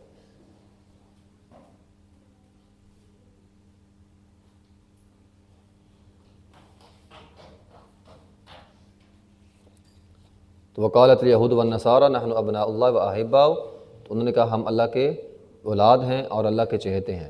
تو اللہ تعالیٰ نے فرمایا اگر تم اللہ کی اولاد ہو، اللہ کے چہیتے ہو، تو پھر تم پر عذاب کیوں آتا ہے؟ قُلْ فَلِمَ يُعَذِّبُكُم بِذُنُوبِكُم، تو پھر تم پر عذاب کیوں آتا ہے اگر تم اللہ کے چہیتے ہو اور اللہ کی جو ہے وہ اولاد ہو؟ اس سے آگے انشاءاللہ 10 منٹ کے وقفے کے بعد جو ہے وہ ہم اپنا سبق جو ہے وہ شروع کریں گے۔ وآخر دعوانا الحمدللہ رب العالمین۔ یہ آیت نمبر ہے 22۔ قالوا یا موسیٰ ان فیہا قوما جبارین، بات یہ ہے کہ موسیٰ علیہ السلام نے قوم کو کہا کہ یہ ایک شہر ہے، تمہارا کام ہے اس شہر میں جانا، لڑنا، اس شہر کو فتح کر دینا، یہ اللہ کا کام ہے۔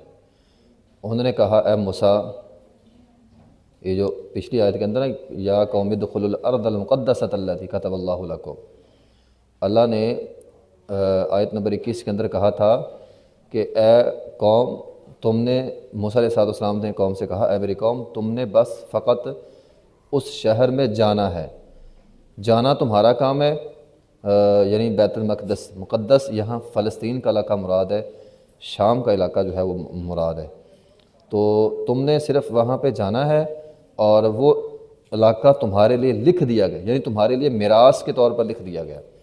تو قالوا یا موسیٰ ان فیہا قوما جبارین، انہوں نے کہا موسیٰ ہم نہیں جائیں گے، وہاں تو ایک جابر قوم ہے، یہ دیکھیں ایسے ظالم تھے یہودی، یہ موسیٰ علیہ السلام سے کس لہجے میں بات کرتے تھے کہ ہم نے نہیں جانا، ٹھیک ہے۔ یہی وجہ ہے کہ بدر کے موقع پہ نبی علیہ السلام نے جب صحابہ کرام سے مشورہ کیا، احد کے موقع پہ مشورہ کیا، یا دیگر جنگوں کے موقع پہ مشورہ کیا، تو صحابہ کرام دلیر ہو کر کہتے تھے اللہ کے رسول ہم آپ کے ساتھ ہیں، ہم جان بھی دیں گے، مال بھی دیں گے، ہم بنی اسرائیل کی طرح نہیں ہیں جنہوں نے کہا تھا کہ انت ربک فقاتلا، موسیٰ ہم نہیں لڑنا، تو لڑ جا کر تیرا رب لڑے، ٹھیک ہے۔ تو ہم وہ قوم نہیں ہیں، تو کہا نہیں ہم نہیں جائیں گے، وہاں تو ایک ظالم قوم رہتی ہے، وَإِنَّا لَن نَدْخُلَهَا حَتَّى يَخْرُجُوا مِنْهَا فَإِن يَخْرُجُوا مِنْهَا فَإِنَّا دَاخِلُونَ، اگر وہ وہاں سے خود بخود نکل جائیں، تیرا رب خود ان کو وہاں سے نکال دے تو ہم جانے کے لیے تیار ہیں، ٹھیک ہے۔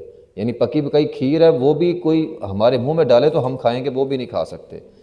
انہیں اتنا کہا گیا بس یہ تم نے جانا ہے اور تمہارے لیے فتح ہو جائے گی اس شہر کی، کہا نہیں ہم نہیں جائیں گے، ہاں وہ خود بخود نکل جائیں تو پھر ٹھیک ہے۔ قال رجلان، دو لوگ تھے بڑے اچھے تھے ان میں، تو انہوں نے کہا یار اللہ سے ڈرو، یہ کیا کام کر رہے ہو؟ تو یخافون، وہ ڈرنے والے تھے اللہ تعالیٰ سے۔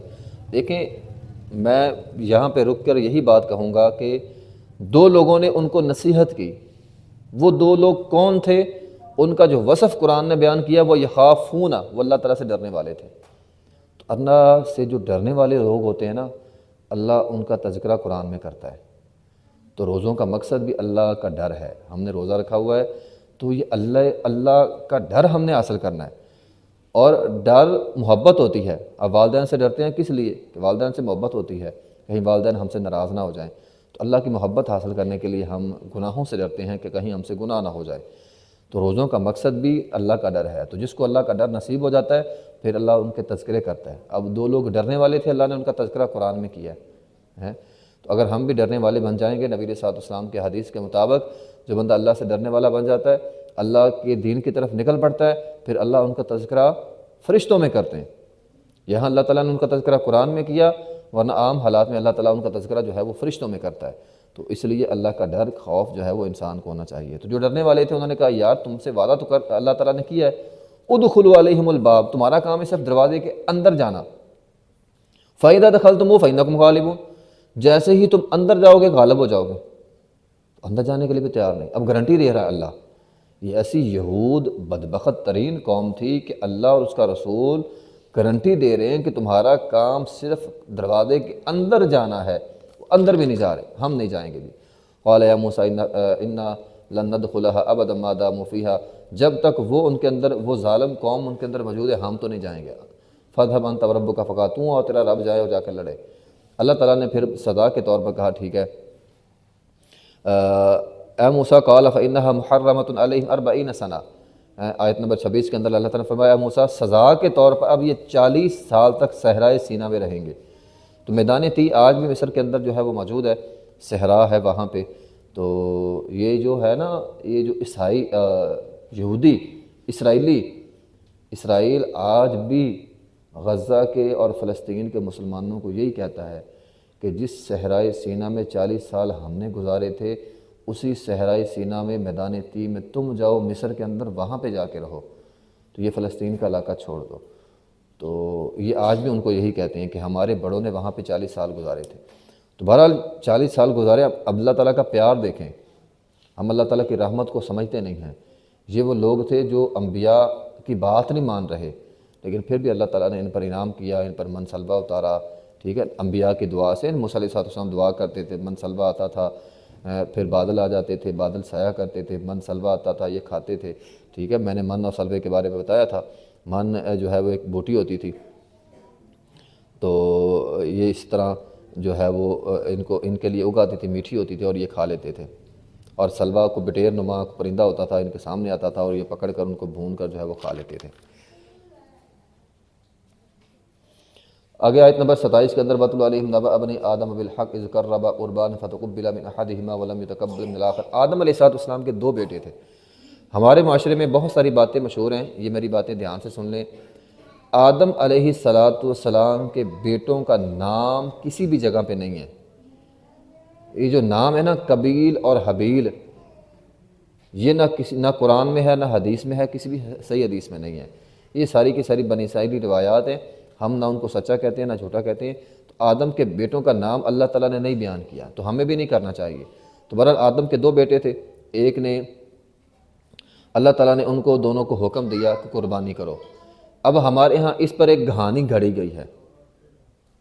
یہ کہانی نہ کسی حدیث میں ہے نہ قرآن میں ہے۔ کہانی کیا ہے؟ کہانی یہ گھڑی گئی ہے کہ وہ جی آدم علیہ السلام کے زمانے میں چونکہ انسانیت تو نہیں تھی، تو آدم کو جو بھی بیٹا پیدا ہوتا تھا، جب بچے کی پیدائش ہوتی تھی تو جڑواں ہوتے تھے، یعنی لڑکی اور لڑکا۔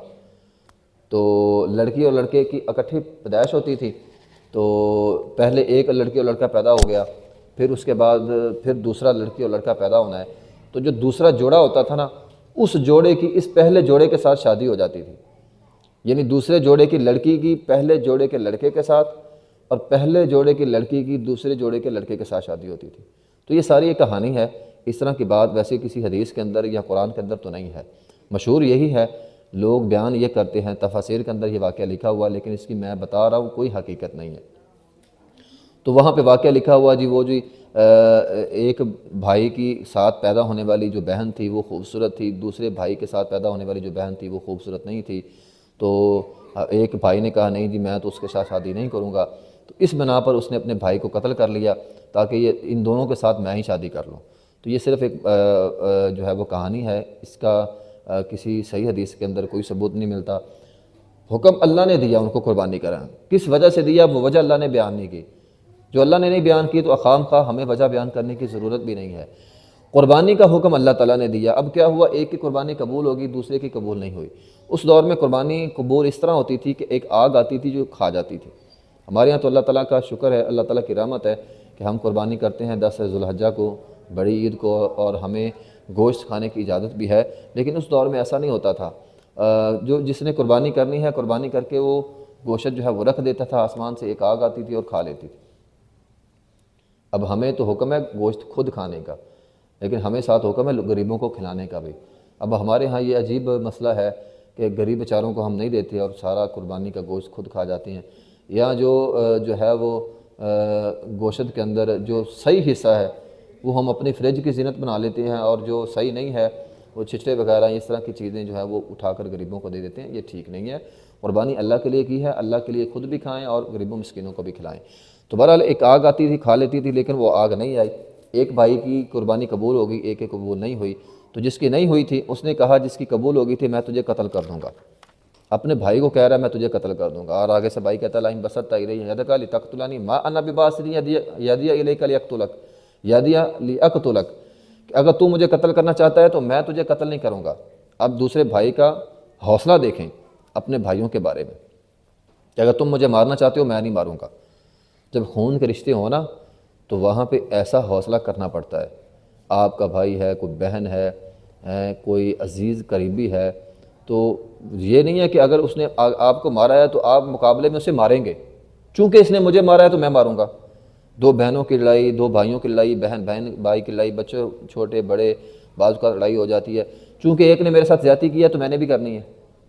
نہیں بھئی، اگر اس نے آپ کے ساتھ زیادتی کر لی ہے، وہ آپ کا بھائی ہے، بہن ہے، قریبی رشتہ ہے اس کے ساتھ، تو رشتوں کی پاسداری جو ہے وہ کرنی چاہیے۔ اب ایک بھائی کہہ رہا ہے اگر تو نے مجھے قتل بھی کر دیا میں نہیں کروں گا تجھے، میں تجھے قتل نہیں کروں گا، ٹھیک ہے؟ تو دفاع آدمی کو کرنا چاہیے، لیکن جب بعض اوقات رشتے ہو جائیں، اہم ترین رشتے ہوں، تو وہاں پہ رشتوں کو بچانا چاہیے، نہ کہ بندہ کہے کہ میں نے جو ہے بدلہ لینا ہے، تو بدلہ رشتوں کے اندر نہیں ہوتا۔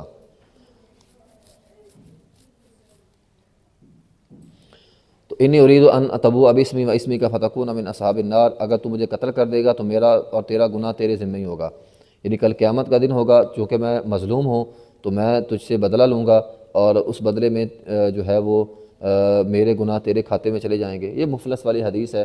کل قیامت کے دن اگر ہم نے کسی کو ایک تھپڑ بھی مارا ہے، آج چلتے چلتے ہم پرواہ نہیں کرتے، بعض اوقات لوگ گالی نکال دیتے ہیں، یا چلتے چلتے کسی کو تھپڑ مار دیا، تو فرمایا کل قیامت کا دن ہوگا تو اللہ تعالیٰ اس تھپڑ کا حساب دینا پڑے گا۔ جس کو تھپڑ مارا ہے اللہ تعالیٰ فرمائے گا تھپڑ مارنے والے کی نیکیاں اٹھا کے جس کو تھپڑ پڑا ہے اس کو دے دے، اور اگر تھپڑ مارنے والے کے پاس نیکیاں نہیں ہوں گی تو جس کو تھپڑ پڑا ہے اس کے گناہ اٹھا کے تھپڑ مارنے والے کے کھاتے میں ڈال دیے جائیں گے۔ تو یہ انہوں نے کہا کہ اللہ تعالیٰ میں بری و ذمہ ہو جاؤں گا اور اگر تیری نیکی ہوئی تو تیری نیکی میں لے لوں گا، اگر تیرے پاس نیکی نہ ہوئی تو میرے گناہ، اگر انسانی ناطے سے جو گناہ مجھ سے ہوئے ہیں وہ تیرے کھاتے میں چلے جائیں گے اور میں بری و ذمہ ہو جاؤں گا۔ فطوعت لہ نفسہ قتل اخیہ فقتلہ فاصبح من الخاسرین، اس نے اپنے بھائی کو جو ہے وہ قتل کر دیا۔ اب بھائی قتل ہو گیا، مسئلہ یہ بنا کہ اب میں اس کا کروں کیا؟ بھائی تو قتل ہو گیا۔ اب یہاں آگے فبعث اللہ غرابا یبحث فی الارض، اللہ نے پرندوں کو بھیجا۔ اب یہاں پر بھی ایک کہانی جو ہے وہ لوگوں نے گھڑی ہوئی ہے۔ وہ ایک پرندے نے دوسرے پرندے کو جو ہے وہ پتہ نہیں، ان کی لڑائی ہوئی، اور لڑائی کی پیچھے پوری ایک داستان ہے۔ تو ایسے یہ ساری بنی اسرائیلی روایات ہیں، ایسا کچھ نہیں ہوا تھا۔ جو قرآن نے کہا وہ وہی ہے، فبعث اللہ غرابا یبحث فی الارض، اللہ نے فقط ایک پرندے کو بھیجا جو آیا، اس نے زمین کوریدی۔ اس نے کیا کیا؟ زمین کوریدی۔ اس کا وہ جو زمین کوریدنا تھا نا، کوا ایک آیا، ایک پرندہ آیا اور وہ زمین کورید رہا ہے، اس کا وہ جو زمین کوریدنا تھا، اس زمین کوریدنے نے اپنے بھائی کو یعنی اس آدمی کو سمجھا دیا۔ وہ پریشان ہو گیا کہ یہ کوا ہو کے زمین کورید رہا ہے، مجھے پتہ ہی نہیں چلا کہ میں اس طرح زمین کوریدوں اور اپنے بھائی کو جو ہے وہ دفن کر دوں۔ تو لیریہ کیف یواری سوءۃ اخیہ، اس نے صرف زمین کورید کر کوے نے دکھایا کہ زمین کورید کر دفن کی جا سکتی ہے کوئی بھی چیز۔ تو اس طرح اس نے پرندے کا سیکھا اور اس نے زمین کوریدی اور اپنے بھائی کو جو ہے وہ دفن کر دیا۔ تو یہ دفن کرنے کا یہ جو طریقہ ہے نا، یہ فطری ہے۔ بعض قومیں جلاتی ہیں، جس طرح ہندو لاشیں جو ہیں وہ جلا دیتے ہیں، تو یہ غلط طریقہ ہے۔ یا مصر کے اندر جو ہے وہ ایک انہوں نے لاشوں کے لیے ایک خوابگاہ بنائی ہوتی ہے، وہاں پہ بھیج دیتے ہیں لاشوں کو، یہ غلط طریقہ ہے۔ زمین کے اندر، مٹی کے اندر میت کو دفن کرنا یہ ایک فطری طریقہ ہے، اور مسلمانوں کو اسی طریقے کا حکم دیا گیا ہے۔ اپنے مرنے والوں کو اٹھا کے اچھی طرح غسل دے کے، اسے سفید چادر کے اندر لپیٹ کر اور خوشبو لگا کے جو ہے وہ اور اس کو جو ہے وہ 3 چادروں کے اندر لپیٹ کر جو ہے وہ قبر کے اندر داخل کرنا، قبر کے اندر اسے رکھنا، یہ سنت طریقہ ہے اور یہ ایک فطری طریقہ ہے۔ اس میں ہمارے لیے جو سبق ہے نا وہ یہ ہے کہ انسان کو سیکھنا چاہیے، اگرچہ ایک پرندہ ہی کیوں نہ ہو، تو سیکھنے والے تو پرندوں سے بھی سیکھ لیتے ہیں۔ انسانوں نے، ویسے آپ غور کریں، انسانوں نے بہت ساری چیزیں جانوروں سے سیکھی ہیں۔ چیونٹی نے ہمیں آ کر سکھایا کہ ذخیرہ اندوزی کیسے ہوتی ہے، اناج کو ذخیرہ ہم کیسے کر سکتے ہیں، یہ چیونٹی نے سکھایا ہمیں۔ چیونٹی جو ہے وہ مٹی کے اندر رہتی ہے، اپنے گھر بناتی ہے اور وہاں پہ اناج جو ہے وہ ذخیرہ کرتی ہے۔ پرندوں نے ہمیں جہاز بنانا سکھا دیے۔ تو بہت سارے پرندوں نے یا بہت ساری چیزوں نے، جانوروں نے ہمیں جو ہے انسانوں کو بہت کچھ سکھایا ہے۔ تو سیکھنے والے ہمیشہ سیکھتے ہیں، جنہوں نے نہیں سیکھنا ہوتا وہ کچھ بھی نہیں سیکھ سکتے۔ تو جنہوں نے سیکھنا ہوتا ہے وہ ہر واقعے سے، ہر بات سے کچھ نہ کچھ سیکھ لیتے ہیں۔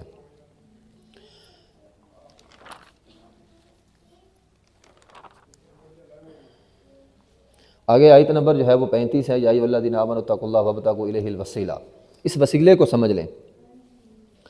ہمارے ہاں چونکہ وسیلے کے حوالے سے بہت ساری باتیں جو ہیں وہ رائج ہوتی ہیں۔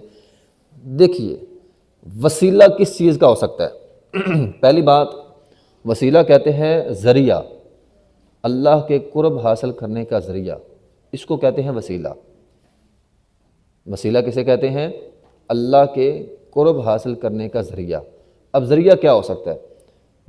جو وسیلہ ٹھیک ہے وہ یہ ہے کہ نبی علیہ الصلوۃ والسلام کے حدیث کے مطابق کسی بھی نیک آدمی سے جو زندہ ہو، نیک ہو، زندہ ہو، اس کے پاس جائیں، اسے دعا کروائیں، یہ وسیلہ ہے، یہ اچھی چیز ہے۔ ایک نیک آدمی اللہ کا ولی ہے، بزرگ ہے، آپ اس کے پاس جا کر اس سے اپنے لیے دعا کروا سکتے ہیں، یہ جائز وسیلہ ہے۔ دوسرا وسیلہ جائز کیا ہے؟ اپنے نیک اعمال کا وسیلہ دینا، واسطہ دینا۔ وہ غار والوں کا قصہ جو ہے وہ آپ نے پڑھا ہوگا، 3 لوگ غار کے اندر پھنس گئے تھے، انہوں نے کیا کیا تھا بھلا؟ اپنے نیک اعمال کا وسیلہ دیا تھا۔ ایک نے کہا تھا میرے ماں باپ ہیں، میں جو ہے وہ ان کو دودھ پلاتا تھا، میں نے پیچھے بھی واقعہ سنایا ہے۔ تو ایک نے کہا تھا کہ ایک مزدور کو اس نے اجرت نہیں دی تھی، وہ چلا گیا، بعد میں آیا، اس نے جو ہے وہ بڑا ریوڑ اس کو اجرت کا دیا۔ اور ایک نے جو ہے وہ بدکاری کرنی تھی اور وہ بچ گیا، انی اخاف اللہ، وہ اللہ سے ڈر گیا اور اللہ سے ڈر کر اس نے بدکاری چھوڑ دی۔ تو تینوں نے اپنے 3 نیک اعمال کا وسیلہ دیا۔ تو نیک اعمال کا وسیلہ دینا چاہیے۔ نمبر 3 کیا ہے؟ اللہ کی صفات کا وسیلہ۔ وَلِلَّهِ الْأَسْمَاءُ الْحُسْنَىٰ فَادْعُوهُ بِهَا، اللہ تو رحمان ہے، تو رحیم ہے، تو غفور ہے، تو بخشنے والا، تو رحم کرنے والا ہے۔ تو نیک اعمال کا جو ہے وہ وسیلہ دینا چاہیے۔ تو یہ 3 وسیلے جائز ہو گئے۔ نیک آدمی سے دعا کروانا، اپنے نیک اعمال کا وسیلہ دینا اور اللہ کی صفات کا، اس کے علاوہ کوئی بھی وسیلہ جو ہے وہ جائز نہیں۔ قبر پہ جا کے، شجر پہ جا کے، کسی بھی جگہ پہ جا کے مانگنا اور ان سے دعا، ان سے مانگنا، یہ سب غلط ہے، بدعت ہے، گمراہی ہے، شرک ہے، اس سے جو ہے وہ بچنا چاہیے۔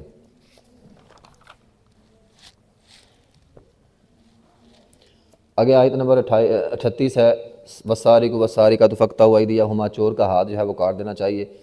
کوئی آدمی چوری کرتا ہے تو چوری کرنے والے کا ہاتھ 4 دینار پر جو ہے وہ کاٹ دینا چاہیے۔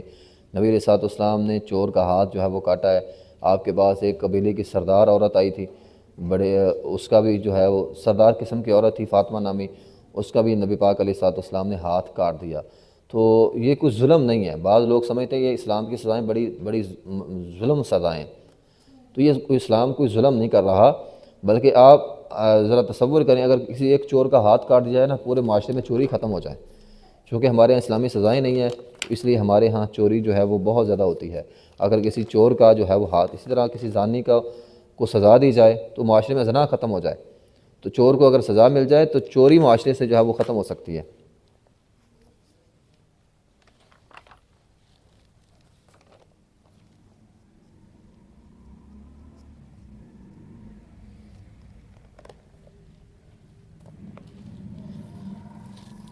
آگے جو ہے وہ چند آیات کے بعد آگے چل کر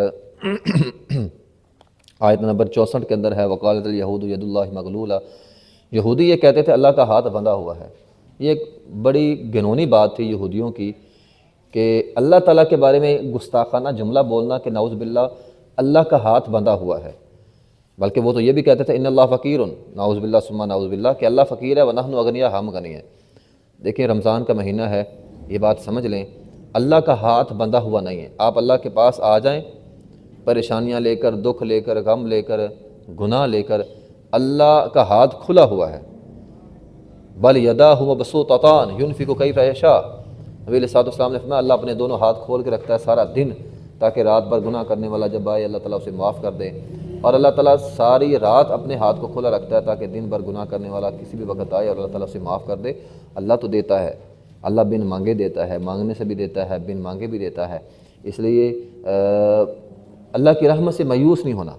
جو میں بات سمجھانے لگا ہوں وہ یہ ہے کہ اللہ کی رحمت سے کبھی بھی مایوس نہ ہوں کہ ہم اللہ کے گھر میں آئے ہیں، اللہ کے سامنے ہاتھ پھیلائے ہیں، سجدے میں سر رکھا ہے اور اللہ ہمیں خالی ہاتھ واپس بھیج دے گا۔ اللہ اپنے پاس آنے والوں کو کبھی بھی خالی ہاتھ نہیں بھیجتا، بلکہ میں نے سلف صالحین کا ایک قول پڑھا ہے، اللہ کبھی بھی کسی کا ہاتھ خالی نہیں لوٹاتا، بلکہ حدیث میں ہے کہ اللہ کو خالی ہاتھ واپس لوٹاتے ہوئے شرم آتی ہے۔ تو اس حدیث کے تحت میں نے سلف صالحین کا قول پڑھا ہے کہ اللہ اس آدمی کو ہاتھ اٹھانے کی توفیق ہی نہیں دیتا جس کی دعا اللہ نے قبول نہیں کرنی۔ اس کو سمجھیں، اگر اللہ نے آپ کو اپنے سامنے ہاتھ اٹھانے کی توفیق دے دی ہے تو اس کا مطلب یہ ہے کہ اللہ نے آپ کی دعا قبول کرنی ہے۔ اگر قبول نہیں کرنی تو پھر اللہ نے آپ کو اپنے سامنے ہاتھ اٹھانے کی توفیق ہی نہیں دینی، تو اللہ اس کو توفیق نہیں دیتا جس سے اللہ ناراض ہو۔ جس کو اللہ نے توفیق دی ہے وہ اللہ کے سامنے آتا ہے اور ہاتھ اٹھاتا ہے تو گویا اللہ تعالیٰ اس کی دعا جو ہے اللہ نے قبول کر لی ہے۔ آگے آیت نمبر 72 ہے، لَقَدْ كَفَرَ الَّذِينَ قَالُوا إِنَّ اللَّهَ هُوَ الْمَسِيحُ ابْنُ مَرْيَمَ وَقَالَ الْمَسِيحُ يَا بَنِي إِسرَائِيلَ۔ عقیدہ تثلیث پیچھے بھی میں نے اس کا اشارہ کیا کہ عیسائیوں نے کہا تھا کہ بے شک اللہ تعالیٰ هو المسیح ابن مریم، وہی عیسیٰ بن مریم ہے، تو انہوں نے عیسیٰ علیہ السلام کو عیسیٰ بن مریم کہا، لیکن عیسیٰ بن مریم نے کہا تھا کہ میں اللہ کا بندہ ہوں اور اس کا رسول ہوں، ٹھیک ہے؟ تو جو شرک کرے گا اس پر جنت جو ہے وہ حرام ہو جائے گی، وَمَأْوَاهُمُ النَّارُ، اس کا ٹھکانہ جو ہے وَمَأْوَاهُ النَّارُ، اس کا ٹھکانہ جو ہے وہ جہنم ہوگا۔ تو بات یہ ہے کہ اللہ اکیلا ہے۔ عیسائیوں نے عیسیٰ علیہ السلام کو اللہ بنا لیا، لَقَدْ كَفَرَ الَّذِينَ قَالُوا إِنَّ اللَّهَ ثَالِثُ ثَلَاثَةٍ، انہوں نے کہا اللہ ایک نہیں، اللہ تین ہے، اور اللہ تین میں سے تیسرا ہے، یعنی اللہ، مریم اور عیسیٰ، وہ تینوں کو ملا کے عقیدہ تثلیث یہی ہے، تینوں کو ملا کے اللہ بناتے تھے۔ تو اللہ نے کہا نہیں، اللہ تو وَمَا مِنْ إِلَٰهٍ إِلَّا إِلَٰهٌ وَاحِدٌ، اللہ اکیلا ہے، اللہ کے ساتھ کوئی الہ نہیں ہے۔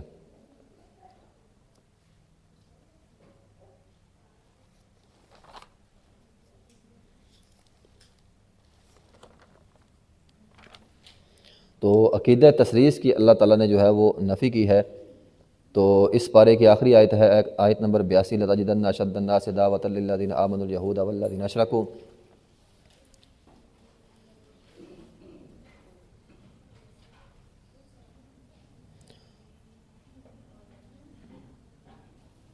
لَتَجِدَنَّ أَشَدَّ النَّاسِ دَعْوَةً لِلَّذِينَ آمَنُوا الْيَهُودَ وَالَّذِينَ أَشْرَكُوا۔ یہودی اسلام کے زیادہ سخت دشمن تھے بنسبت ان لوگوں کے جنہوں نے شرک کیا تھا۔ ہاں البتہ عیسائی اس آیت کو ذرا سمجھیں، یہودی اسلام کے بہت بڑے دشمن ہیں، البتہ عیسائیوں کے دلوں میں اسلام کے لیے کچھ نرمی ہے۔ آج بھی آپ دیکھ لیں، اب یہ دیکھیں نا 1400 سال پہلے کی آیت ہے کہ قالوا انا نصارى ذلك بان جو ولتجدن اقربهم مودۃ للذین آمنوا، آپ اسلام کے قریب ان لوگوں کو پائیں گے جو نصارہ ہیں۔ عیسائی اسلام کے قریب ہیں، یہودی اسلام کے بہت دور ہیں۔ عیسائیوں کے دلوں میں پھر کچھ نرمی ہوتی ہے۔ آپ دیکھ لیں عیسائی آج بھی یہودی اسلام کو مسلمانوں کو زیادہ مارتا ہے بنسبت عیسائیوں کے، تو عیسائیوں کے دل کچھ نرم ہے، اور اس کی وجہ یہ ہے کہ ذالک بان منہم قسیسین و رہبانا، ان میں علماء، قسیسین علماء کو کہتے ہیں، و رہبان رب والے، یعنی کوئی توبہ استغفار کرنے والے لوگ جو ہیں، علماء جو ہیں ان کے اندر موجود ہیں۔ تو اس لیے بنسبت اگر موازنہ کرے یہودی زیادہ ظالم ہے یا عیسائی، تو یہودی بنسبت عیسائیوں کے زیادہ ظالم ترین قوم جو ہے وہ ہے۔ تو یہ ہمارا پارہ جو ہے وہ ختم ہو گیا ہے۔ انشاءاللہ ہفتے کے دن جو ہے وہ ہم 7واں پارہ اپنا شروع کریں گے۔